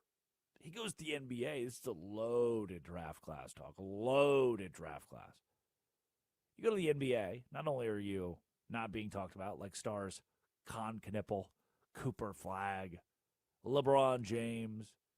You don't get the love of a Kevin Durant, a Jason Tatum. They won't talk about you like that because you won't be the star. You'll get airtime, AJ Dybantsa in the NBA. But there's a hierarchy of guys ahead of you. Not at BYU, not in college basketball. He could forego the whole thing and leave. Right now, if you ask Bleacher Report, their mock draft has AJ Dybantsa going number 1 overall. And for the time being, look, let's keep him in that category. 6'9", 210 pounds. 19-year-old kid. And while I do think there is support, at least Bleacher Report would agree with this, for Darren Peterson going number 1 overall. That's the guy from Kansas. The major problem in that conversation is Darren Peterson has continued to be an issue for Bill Self and the Jayhawks. Peterson has continued to be a storyline in college basketball that is detracting from the team itself. And a big question that I would have for Darren Peterson in this saga, who is not really helping Kansas win, by the way. They lost again. They lost last night at Arizona State, even with Peterson playing. While he might be the best player, while he might grade better, while he might go, play some pickup basketball, scouts watch him and say that's the number 1 overall pick. If you put it into the context of what he did at Kansas this year, namely off the court, his inability to play, his lack of want to play, seeming want to play, that all combines together to drop him from number 1 overall to number 2. Dybantsa has become the number 1 pick because he's played every game, leads college basketball in scoring. He's finished under 50% from the floor just 4 times since Thanksgiving. He leads the nation, Dybantsa, in scoring with an assist percentage double Darren Peterson's and made multiple threes in 10 conference games. Pretty good sign for the 6'9" kid who was reluctant to shoot it from deep earlier in the year. Dybantsa is 1-1 for me. Bleacher Report has Darren Peterson going 2nd overall. I don't agree. I would take Cameron Boozer. I would take Cameron Boozer over Darren Peterson. NBA pedigree. Boozer, 6'9", forward, would be a dog for the Atlanta Hawks. Would be a dog for the Indiana Pacers. He is the most productive freshman, maybe in Duke history. That's a pretty big statement, isn't it? Well, 22.5 points per game, 10 rebounds per game. He is, to me, the safest bet in the class. What if Dybantsa, and I don't think this is going to happen, what if Peterson, what if Dybantsa turn into an Anthony Davis? It's not the worst thing in the world, right? Anthony Davis is a pretty fun comp, but his career has petered out entirely. Longevity and Anthony Davis are not a thing that are working together in the NBA. That could be the case for Dybantsa. It could be the case for Peterson. It will not be the case for Cameron Boozer. This is the safest pick. This is the instant 15-year pro from day one. Is he an MVP? No. But I'm not giving Anthony Davis an MVP. Like, is Cameron Boozer an MVP? No. But it's okay. He's going to have longevity. And I'd rather have a guy with longevity sometimes than a Anthony Davis that at one point in time could have been MVP. But once he hits early mid-30s, there's no more basketball. Boozer's going to be a long-term bet in the NBA. Then there's Peterson, who, again, in a vacuum, might be the best player here. Bill Self's best recruit ever at Kansas. Thrives in bully ball. Sacramento, Washington, Atlanta, they could use him. And in Sacramento, pairing Peterson with that roster could create a very physical backcourt. What if they want to contend again? Caleb Wilson, North Carolina, another guy that I have pretty high on my board. Again, Bleacher Report, they're going to go Wilson at 4. The UNC kid, the Washington Wizards. Love that pick. The top 3 picks will be Darren Peterson, Cameron Boozer, and AJ Dybantsa. Past that, it's clear to me Caleb Wilson out of UNC will need to go 4th. Keaton Wagler from Illinois is in the 5th spot for Bleacher Report. I'm more of a Kingston Flemings guy. Houston kid, guard, 6'3". I think a team like the Pacers, they're picking in the 5 spot, could be, oh my gosh. The Pacers are going to be so good next year. It's stupid. He is one of the fastest riders. Him and Darius Acuff Jr. out of Arkansas, 2 of the fastest risers out of this class. I got Acuff Jr. in my top 10 as well. Tyron Stokes. I think that Yaxel Lendenborg, the Michigan kid, could be a lottery pick if he works his way up there. But overall, I want you to know one thing when you walk in the office today. Darren Peterson, A.J. Dybantsa, Cameron Boozer. Those are the top 3. Put them in whatever order you want. And if you're a real ball knower, you'd put Darren Peterson at 3rd. Tell your office. Tell your friends. Coming up, Idiot of the Day. Oh, there are so many today. This is the Drake Toll Show. This is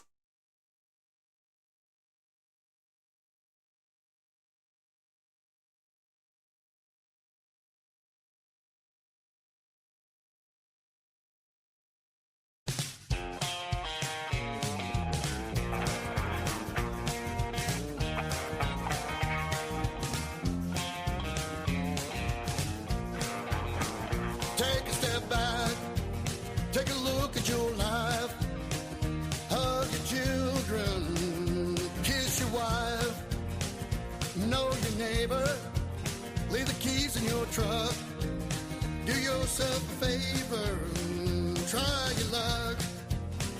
Take a step back, take a step back, take a step back, take a step back. Everybody stop where you're at, take a step back. Take a step back to the way it was when people were crazy. Love was enough. A little more old soul, a little more lay low. Give me just a little more of your heart. I said ready, set, start. Take a step back, take a step back, take a step back, take a step back. Everybody stop where you're at. Take a step back.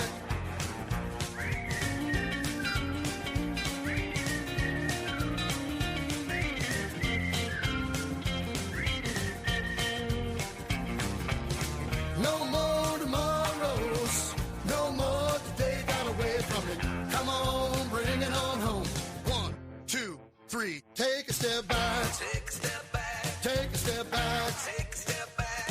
Everybody stop where you're at. Take a step back. You know it.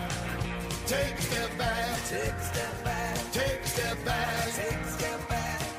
Everybody stop where you're at. Take a step back. Take a step back. Take a step back. Take a step back. Take a step back. Everybody stop where you're at. Take a step back. Everybody stop where you're at. Take a step back. Everybody stop. Yes, sir. Take a step back.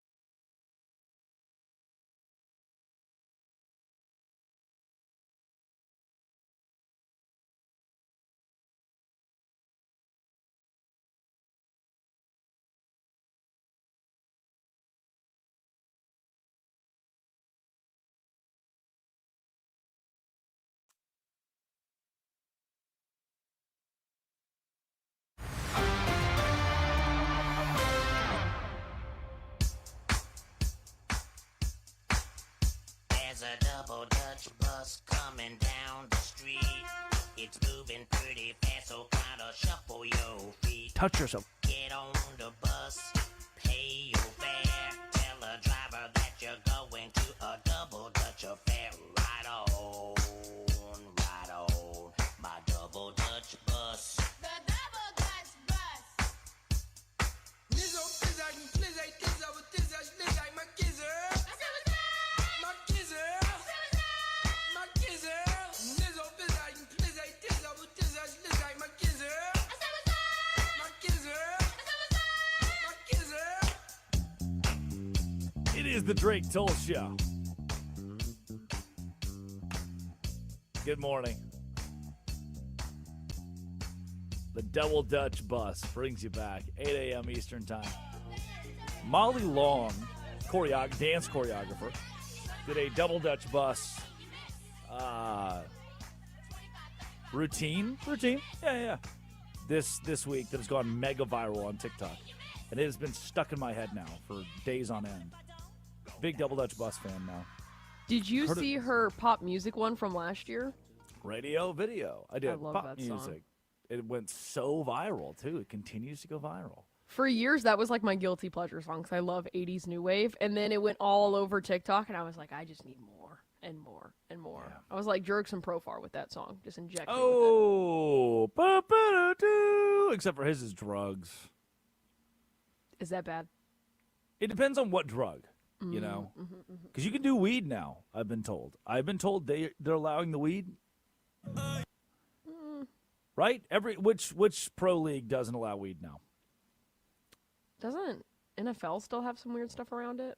I don't know. I'm pretty sure most places are like, you know what? Screw it. Do Remember, weed, whatever. you can beat up people, significant others, but as soon as you engage in the weed, you're done.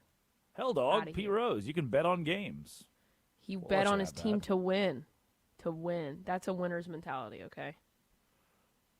So you're pro Pete Rose being in the Hall of Fame? Well, he also has some interesting allegations against him. But in terms of the betting thing, like, the Reds have not seen that sort of mentality since then, okay? And I have a family member who played on the same team as him and won a World Series, so. So it doesn't matter if he's got a shoddy personality. Or No, I said there's allegations against him. Okay. Big Karl Malone fan, huh? Because your aunt went to high school with him? Brother, you literally big Jerry Lee Lewis guy over there, huh? You love JerryLee Lewis? You take whatever I say and you put it in your little blonde brain and you're like, I'm gonna twist this. I'm gonna twist this in a way that makes Addie look terrible. But guess what? 13-year-old cousin. Impossible. And Addie says you got to separate the art and the artist here. I did not say that. That's actually, I could sue you for that. I never said that. 13-year-old cousin has a kid, names it Jerry Lee Lewis Jr. I know you're from Arkansas, and that's like how it goes down there, but Kid dies. 3 wives later, has another kid, names it Jerry Lee Lewis Jr. again. I love how much you know about him. It seems like you're a big fan. It is just, he is one of the worst off the court. But you just know so much about him. Gosh, he could play that piano. And one of the last things he did, 2 weeks before he died, 2 weeks before Jerry Lee Lewis died, he played at Jerry Jones' birthday party. You kind of look like Jerry Lee Lewis. Not at all, actually. Have you seen him? Yes. What does he look like? Not like me. Now what, huh? It's time for Idiot of the Day.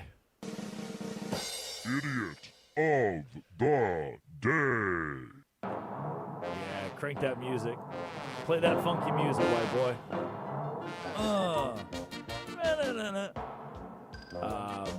Idiot of the Day, number 1, the Los Angeles Angels. Remember Ron Washington, who I love, Texas Rangers legend, no longer with the Angels.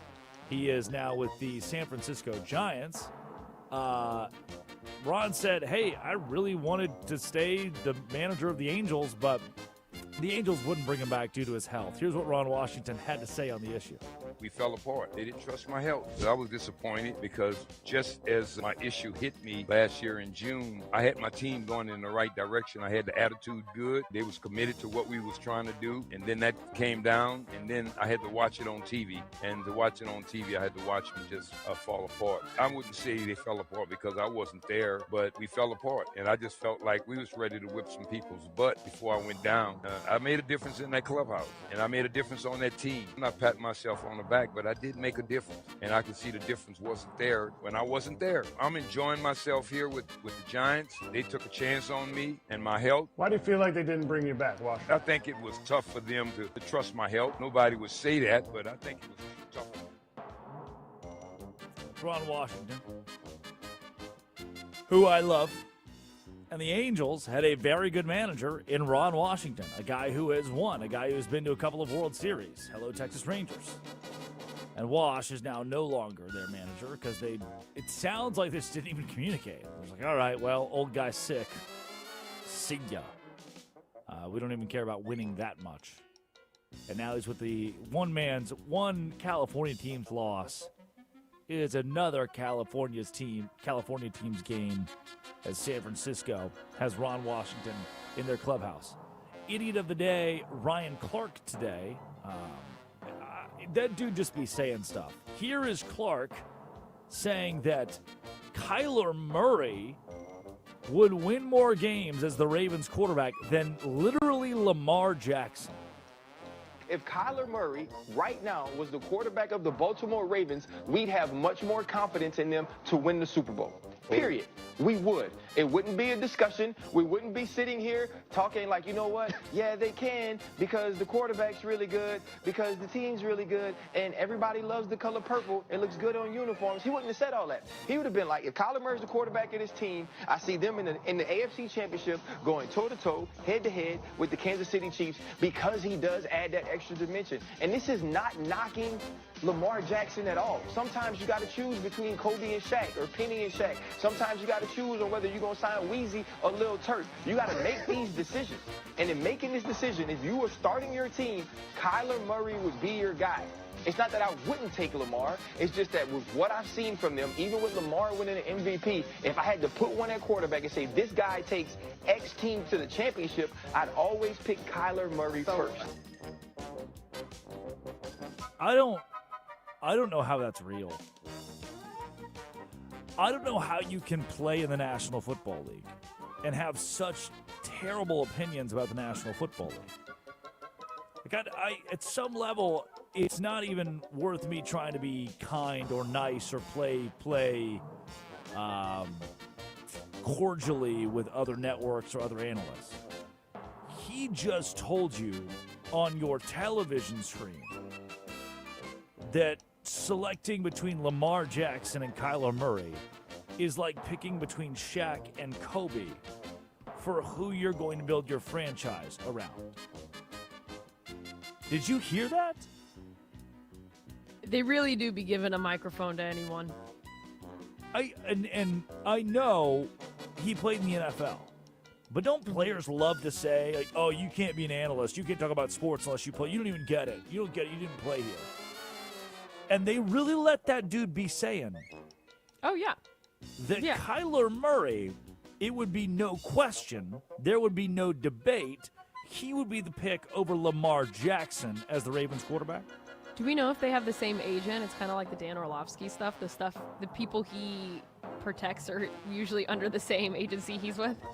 Dan also just be saying stuff. Can I this is crazy, but I really want to do this.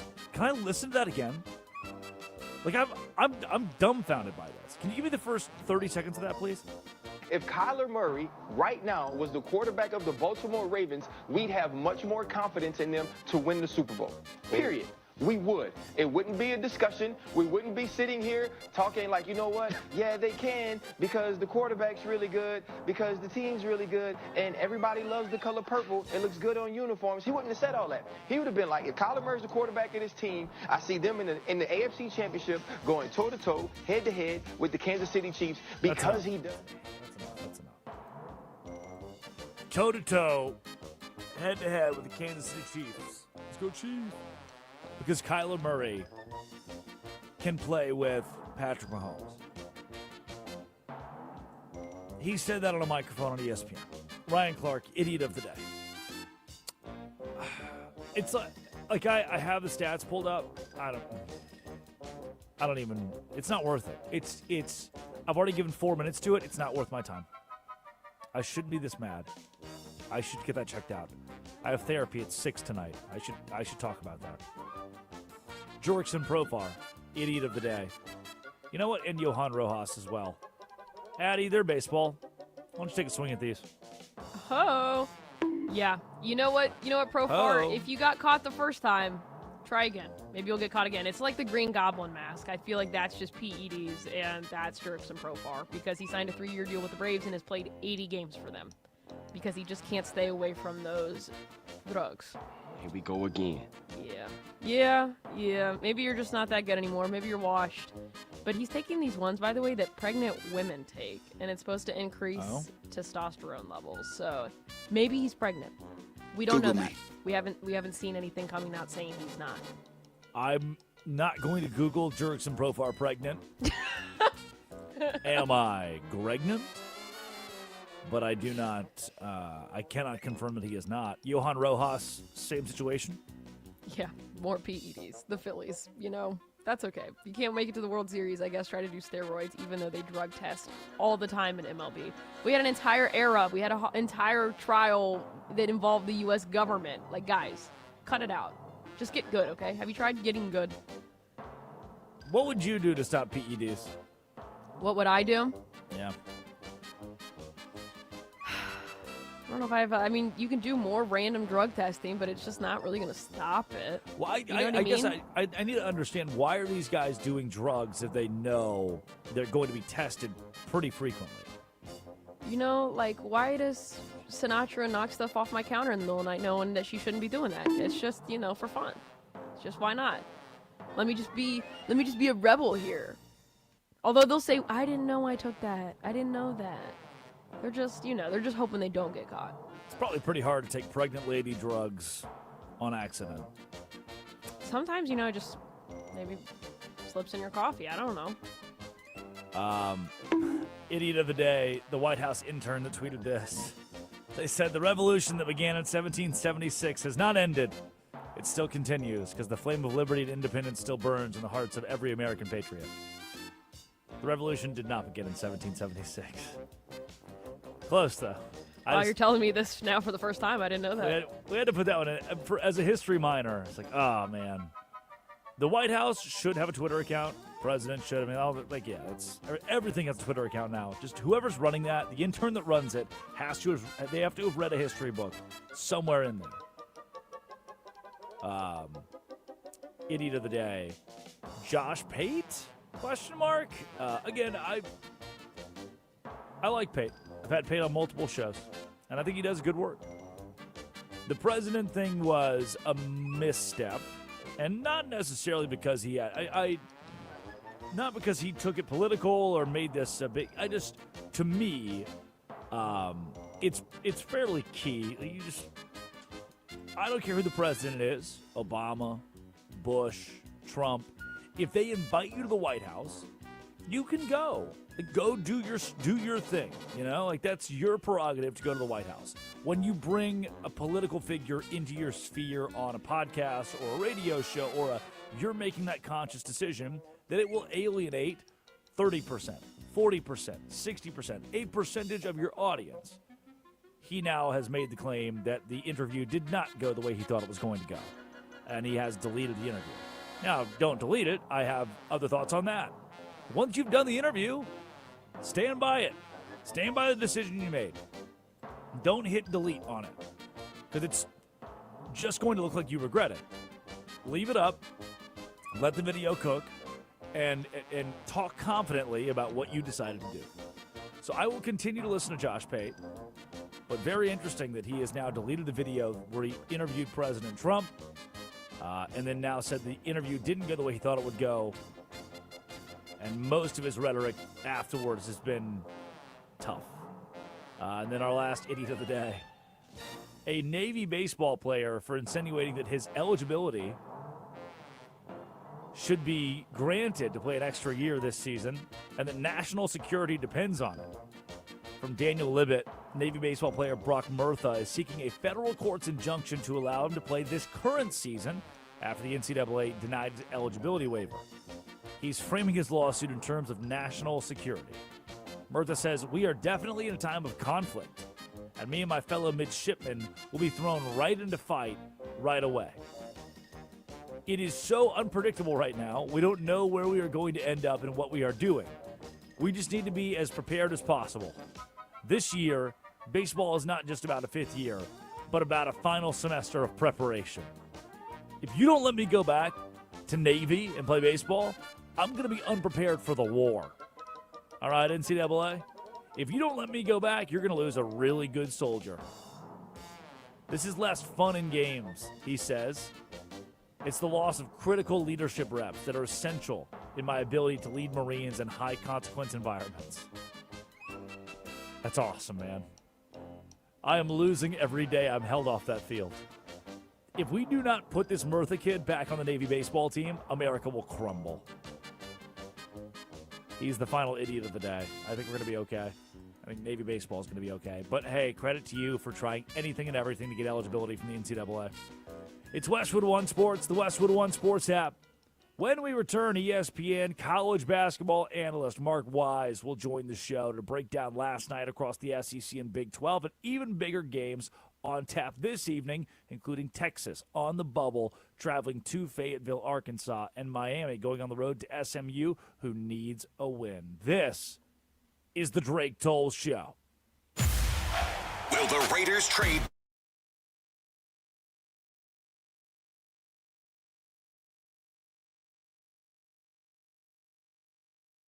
Reluctantly crouched at the starting line, engines pumping and thumping in time. The green light flashes, the flags go up.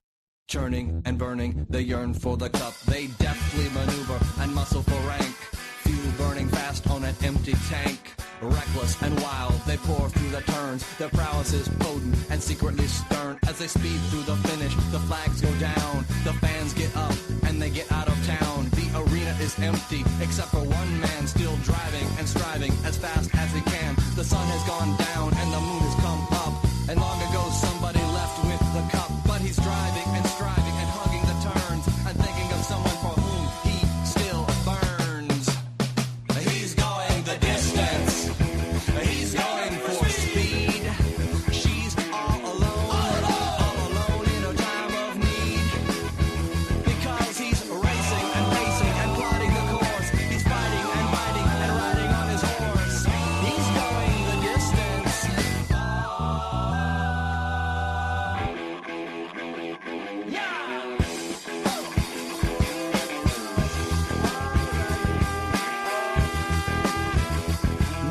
Trophy, no flowers, no flashbulbs, no wine. He's haunted by something he cannot define.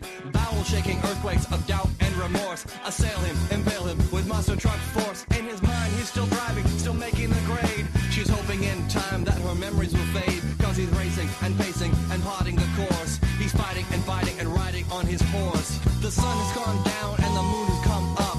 And long ago somebody left with the cup. But he's striving and driving and hugging the turns and thinking of someone for whom he still burns. Cause he's going the distance. He's going for speed. She's all alone in a time of need. Because he's racing and pacing and plotting the course. He's fighting and fighting and riding on his horse. He's racing and pacing and plotting the course. He's fighting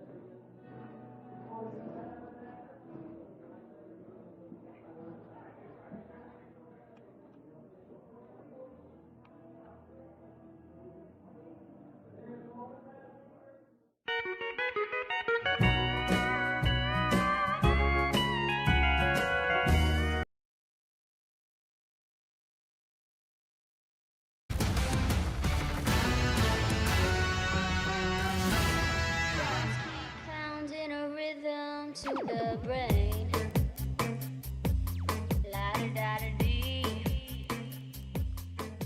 It is the Drake Toll Show. Westwood One Sports, the Westwood One Sports app. Oh, you feel that? There was something that happened into Monday night. The blood moon thing, right? The moon turns entirely red. And that signified to me that March Madness is here. There was something about that. It made me feel right. Something about March feels different as we are now 10 days away from learning the bracket and going into battle with what I think is the most top-heavy edition of college basketball we've seen in a long time, given the way the portal and NIL have offered the best players in America to the best teams in America. And I cannot wait to see Duke and Florida compete for a chance to win a national championship. Arizona in that fold, or Houston, or the juggernauts that have built college basketball this year at the very top, like a Michigan or a UConn. And now to help us break it down, Mark Wise joins the Drake Toll Show, college basketball analyst for ESPN. Mark, we've got Fran Fraschilla on tomorrow. But it's you today because the SEC deserves an opening statement in the conversation for best conference in college basketball, the home of the Florida Gators. Is it the SEC that owns this sport? There's an argument to be made from the depth perception, but not at the top. I mean, again, the Big 12, the Big 10, both better at the top. I don't think anybody's close to Florida's tier right now. I think Florida has played their way into that top tier. I know it's going to be an interesting. We've basically got 5 teams for 4 number ones. But here's the rub: if you're the 5th team, you're going to get the lowest number one. So you're going to be 1 or 2 in that region regardless. So from that standpoint, I don't know that it matters a whole lot, but Florida's on a whole nother level in terms of the way they're playing right now. And it brings up an interesting question, Drake, because in the league, if you're talking about coach of the year, oftentimes the teams that have the higher expectations and seem to meet them, that coach goes unnoticed, where the underdog, the overachiever, kind of gets that award. Well, I think that's going on right here in terms of Bucky McMillan at Texas A&M and what they've done and the win that they had last night over Kentucky. They've got 10 wins in the league now. They're safely in the NCAA tournament. That's the team I have on Saturday. And then you've got Todd Golden.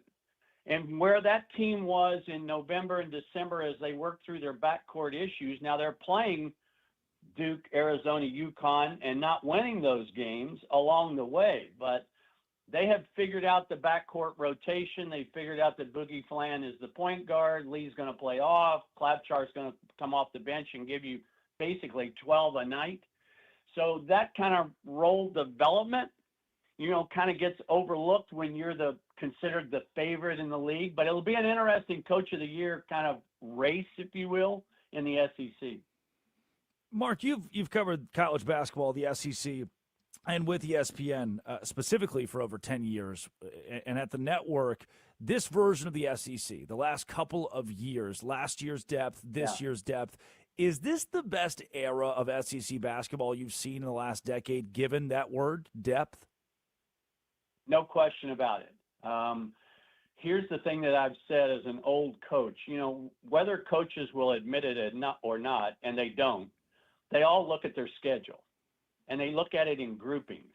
If we can get 3 out of 4 here, I know we can get that one, and then we'll go on the road for those 2. I think we can get that one. Trust me, this league, especially last year, but this year as well in terms of the depth, there's a couple of teams at the bottom that have struggled, LSU because of injuries and whatnot. But I don't know that you can look at the league and go, you know what? I don't know where we're going to get wins. Like Missouri gets waxed last night at Oklahoma. Kentucky loses at A&M.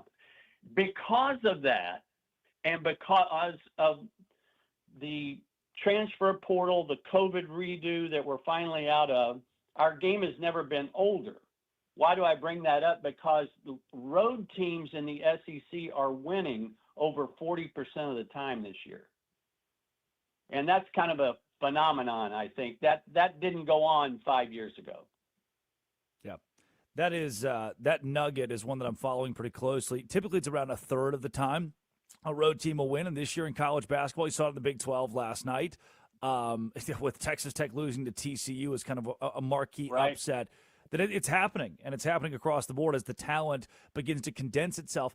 Mark, I had somebody make the point off the air that, for as good as college basketball looks at the top and how you're going to start losing the St. Peters of the world, at the same time, the former 4-star or low-end, high-end 3-star, low-end 4-star guys that would have ridden the bench for a year or two at Duke, those guys are now deciding to go to South Alabama or Western Kentucky and start right away. Does that even out March Madness a little bit, enough that we will still have upsets?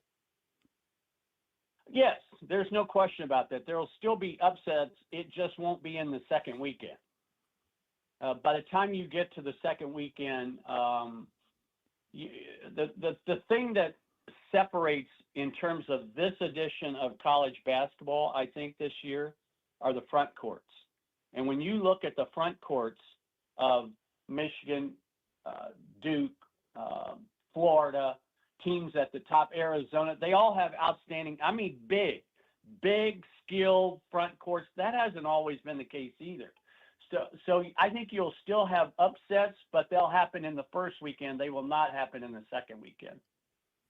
With the elite teams at the top of college basketball that could make it, and last year, a lot of folks would have made the case that Final Four could only feature 5-6 teams. The 1 seeds were probably your Final Four. This year is shaping up similarly with Florida up there at the top.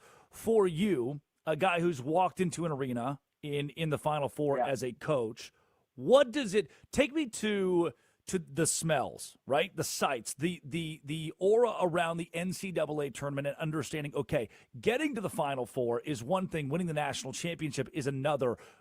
Take me into the arena of a Final Four team, that locker room. How do you build in a year in college basketball? It's so top heavy. How do you build to the point you're more elite than the already elite? Well, first of all, I think it starts with two things. I think it starts with confidence and calmness. Can you keep your team? They should be confident if you're talking about getting to the third weekend. And then can you keep them calm? And I think, I go back to Florida last year. Everybody wants to talk about the shooting of Walter Clayton Jr., and certainly it was spectacular. But think about the calmness of which he played in the biggest moments. And I think that's kind of the key, is to be really focused but level-headed, to play with emotion but not emotionally. And that's where Florida was kind of had a leg up last year because of Clayton and his delivery in clutch moments. So if you can do those two things, it will help. I think it doesn't guarantee anything. I think it's still a shot-making tournament. I think more big games in the tournament are lost because you couldn't score versus you couldn't defend. So when we talk to these coaches and you ask them what they have to do to win, and they all regurgitate, we got to defend and rebound. We got to defend and rebound. No, you don't. You got to make shots, man. At the end of the day, you have got to make shots. So there's a certain formula I think that you have to have in terms of moving through the NCAA tournament. Last year, Sweet 16, Alabama, BYU. What did Alabama do? They made shots at a historic rate, and it brings wins in March Madness. Mark Wise, ESPN analyst, joins the Drake Toll Show on Westwood One Sports, the Westwood One Sports app. Mark, we've waxed poetic a bit about these top 5 or so that can make the Final Four: UConn, Michigan, Florida, Arizona, Duke. What about, and they've been on a skid, Iowa State or Houston, who had their own skid a week ago, Michigan State, and Nebraska and Texas Tech both lost. Is there anybody in that 6 to 10 range that could surprise you and make a big run? Well, I would go back to experience. We don't talk anymore about Purdue right now, but they still are the second highest rated offensive team according to KenPom. You briefly mentioned Houston as if Houston's no longer a threat because they lost 3 in a row. Yeah. And they are so good in the backcourt, led by Flemings and Uzan, Sharp. They're certainly capable of making a run. So, again, Illinois is a team that's so good offensively, but they've lost 2 of the last 5 or whatnot, and all of a sudden they're off the radar.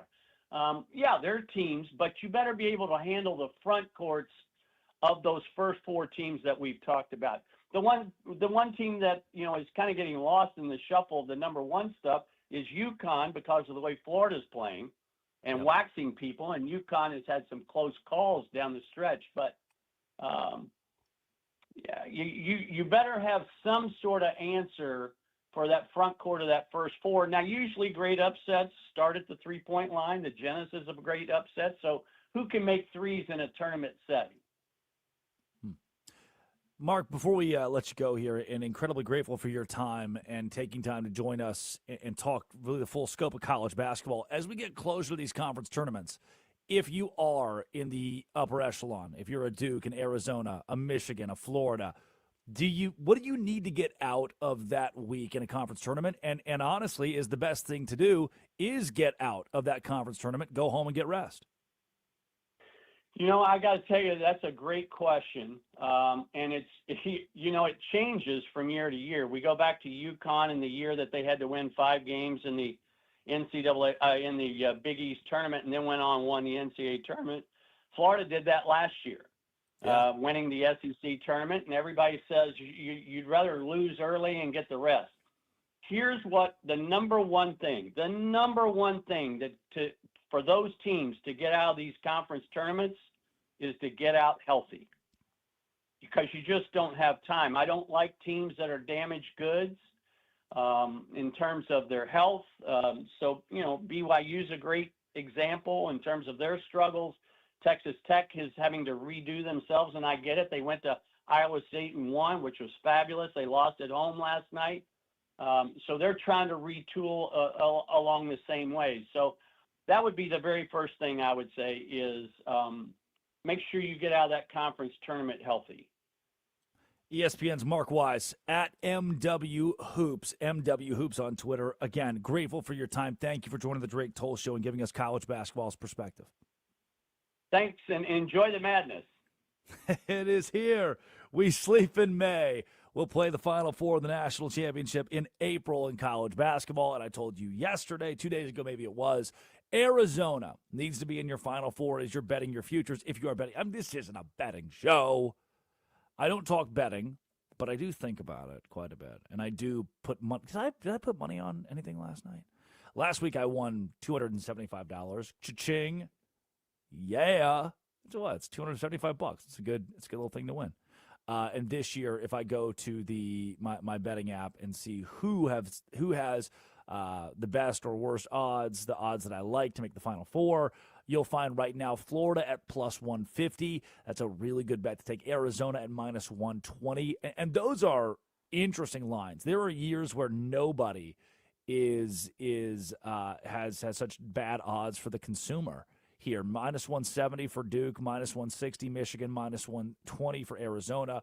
Those are not great odds for the buyer. I like a plus 110, a plus 200, a plus 250, and typically Final Four, that's a big risk. I'm asking them to win a lot of games. That's where those lines would sit. Not this year. This year's so top-heavy that the expectation is you can put $170 down to win 100 on Duke to make the Final Four or Michigan to make the Final Four. Same for Arizona.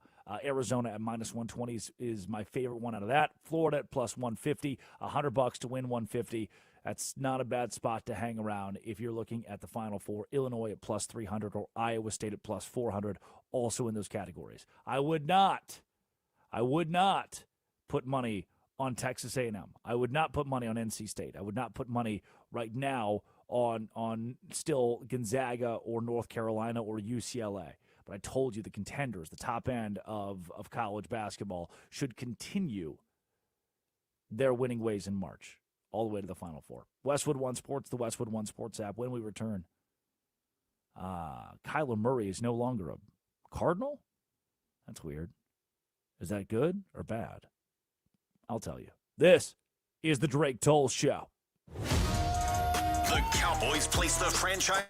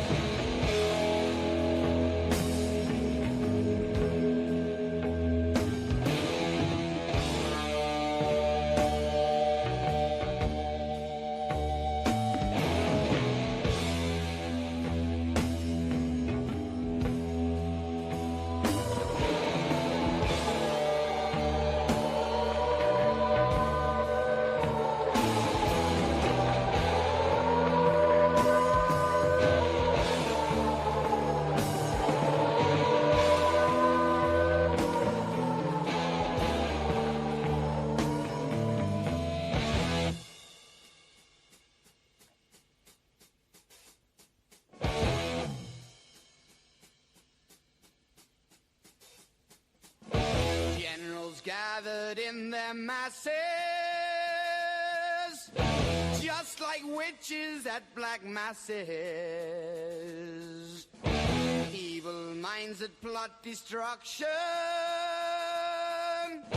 sorcerer of death's construction.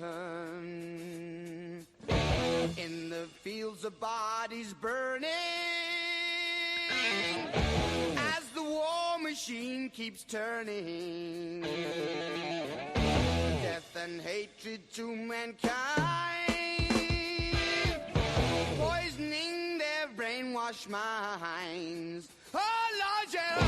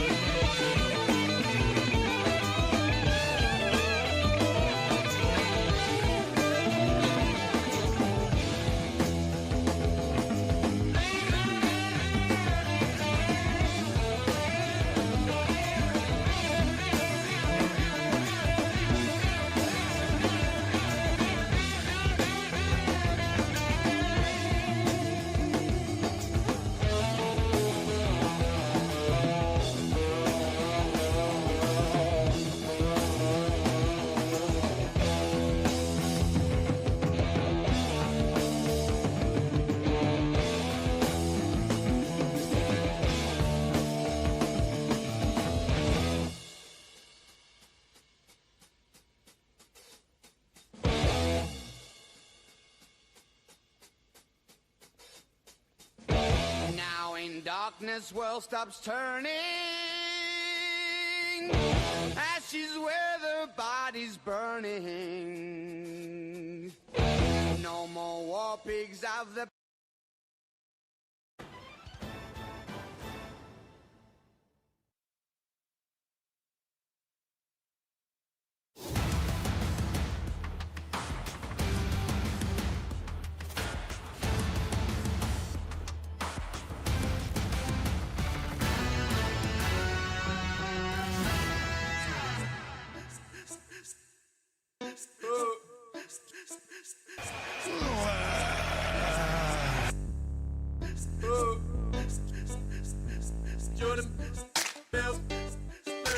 Good morning. It is the Drake Dole Show. Westwood One Sports, the Westwood One Sports app. Addie Bates produces. Curtis Poindexter runs the board. Jordan Belfort brings us back in. 8 o'clock hour, 43 minutes, 12 seconds, Eastern Time. You're hanging out, Germantown, Tennessee. Beep, beep. Start the bus. You're driving that bus. You're driving the school bus back to the school because the kids are on the school bus. They're trying to get to school. And you're listening in Germantown, Tennessee, on the school bus, bringing the kids back to school to the Drake Toll Show, Westwood One Sports, the Westwood One Sports app. Can I get a mini version of obituaries, please? It's time for mini obituaries. You'll get the whole thing. Dead today, Kyler Murray as the quarterback of the Arizona Cardinals. Yep, only a half gong. No, you can keep the music, man. There are people who probably don't get to listen to the obituaries part of the show who are shocked to hear this for the first time. It is obituaries. Dead today, Arizona Cardinals quarterback Kyler Murray. Kyler no longer a part of the fold in Arizona, which is normal. He'll be released next week per the organization. Here's the thing. They're going to have to, pay him. Whereas his firing is going to equate to him making a lot of money. Whereas the next team that he plays for will not have to pay him. What do I mean by that? Well, there is a financial fallout here. And Arizona kicking him to the curb means that right now they will swallow $54.7 million in dead money, and they'll pay Murray $37 million to not play for them next season. He has offset language in his contract. So the Cardinals are responsible for $36.8 million, that guarantee, minus, by the way, whatever his new team pays him. But the new team's not going to pay him anything. They're like, okay, well, we're not going to pay you more than $37 million, obviously. So what if we just paid you $1.2 million, the league minimum, and then the rest of the money that you get paid to play for us comes from Arizona?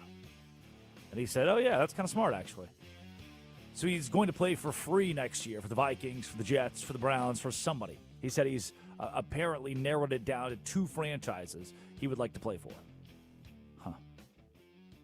Also dead today, every single possible Ayatollah. This is from our obituary segment earlier in the show, when the president was asked who, because we're at war right now. I don't know if you knew that. This could be the first you're hearing of this. When the president was asked, hey, who are you going to appoint as the new leader of Iran? Because Iran needs a new supreme leader or new government. Here is what the United States president had to say on the topic. Do you have someone in mind right now? Because you said all the people you did have in mind have been taken out. What do you think? Well, most of the people we had in mind are dead. So, we had some in mind from that group that is dead. And now we have another group. They may be dead also, based on reports. So I guess you have a third wave coming in. Pretty soon we're not going to know anybody. That's so good, man. That's rich. Well, so who's going to be the new leader of Iran? Well, they're all dead. What about the backup option? Dead. Third option, we also believe they may be dead. We are running out of people. Next thing you know, we're going to send Michael Bublé to be the Ayatollah. Kelly Clarkson would be a great Iranian Ayatollah, supreme leader. She'd be so appeasable. Hear me out. Curtis Poindexter, Ayatollah. Again, this is coming from the person who thought Ayatollah was the guy's name 3 days ago. And so when the second Ayatollah died, I thought, wow, same name, huh? That's weird. Your second Ayatollah has been killed. Like, wow, Ayatollah Jr., they got his ass. Do you think, Curtis, do you think that you would just like change their national anthem to like bonks and hey? Oh, 100%, yeah. Oh, Kurt would do a number. But he would be a friend of the United States because you have to be. That's the whole goal in this. Curtis would? Yeah. Because we're the ones appointing the next regime in Iran, right? I'm going to shoot you straight. I host a sports show. I don't really know why we're at war right now. I thought it was to kill the guy, and then we killed a lot of them, a lot of the guys that could have been the leader. So I'm not sure what's going on from here. But that's our obituary today. Dead today is every possible Ayatollah in Iran. Except Curtis. We're getting down to like Clayton Kershaw just retired. You know what? You know who would be a crazy Ayatollah? This has become our game today. Who? Trevor Bauer. Trevor Bauer would be what a YouTube video that would be if like Mr. Beast or Trevor Bauer had decided, you know what?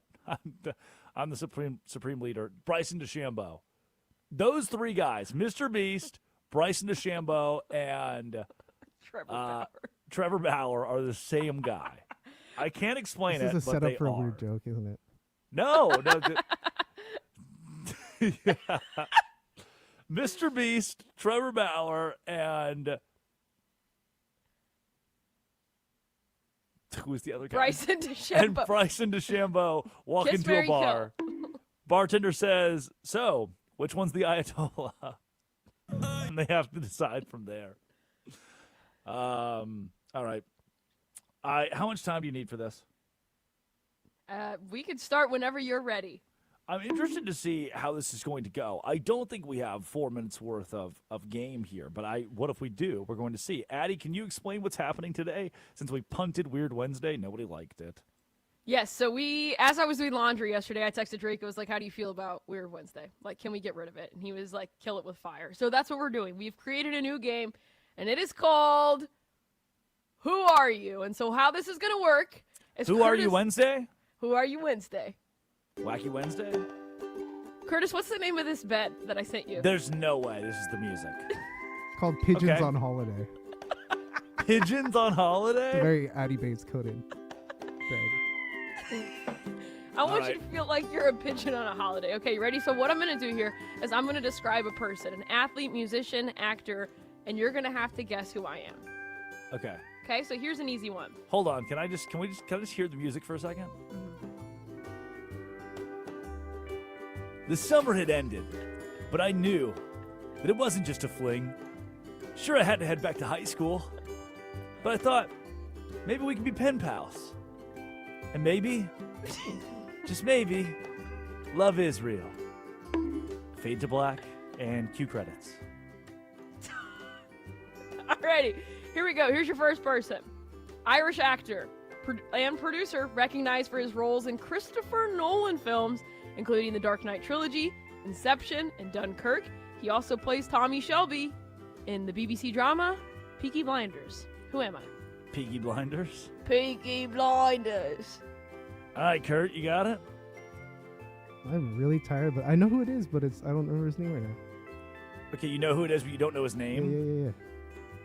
That just makes me think you don't know who it is. Atomic Bomb Man. Oh, yes. Yes, Atomic Bomb Man. Yes. So who's the actor? Ian Murphy. McCubbin. Oh! 1 point Curtis. Oh, is it not Ian McCubbin? No, it's Cillian Murphy. Cillian Murphy, okay. Alrighty, you ready? The only other Irish actor I was going to say was Liam Neeson. I was like, well, I don't even know if he's Liam Irish. Neeson. Yeah. Is Ian 1992. McCubbin Irish? All right, no. Born on this date in 1992, he's an American baseball utility player. He was an All-Star in 2021 and 2023. He plays with the Phillies.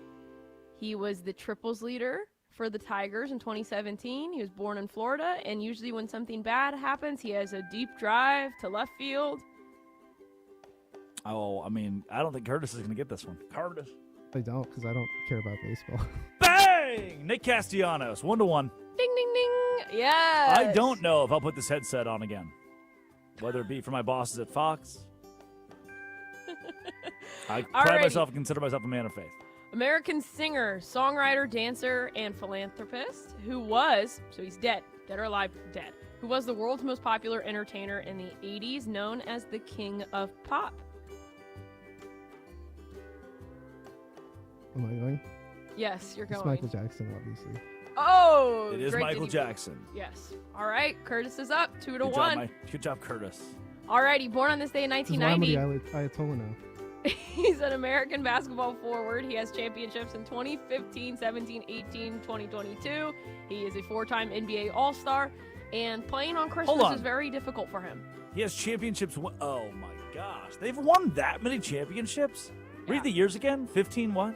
15, 17, 18, 22. God bless, man. 4 rings. Yeah. Curtis, he doesn't play on Christmas Day. Come on. LeBron James? No. Fate of the world on the line. Give me. It's not Iguodala, but Warriors. Give me Draymond Green.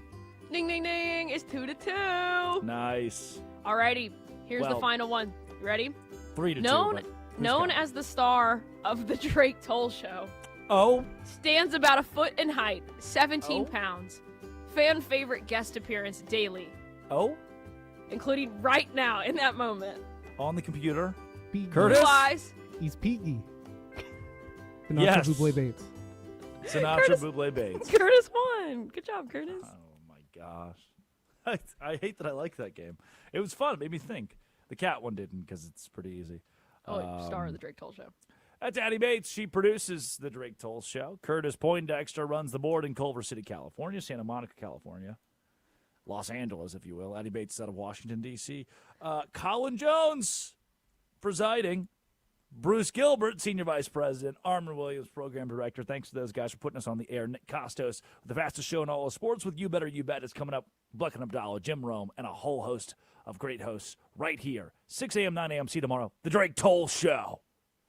This is Westwood One Sports.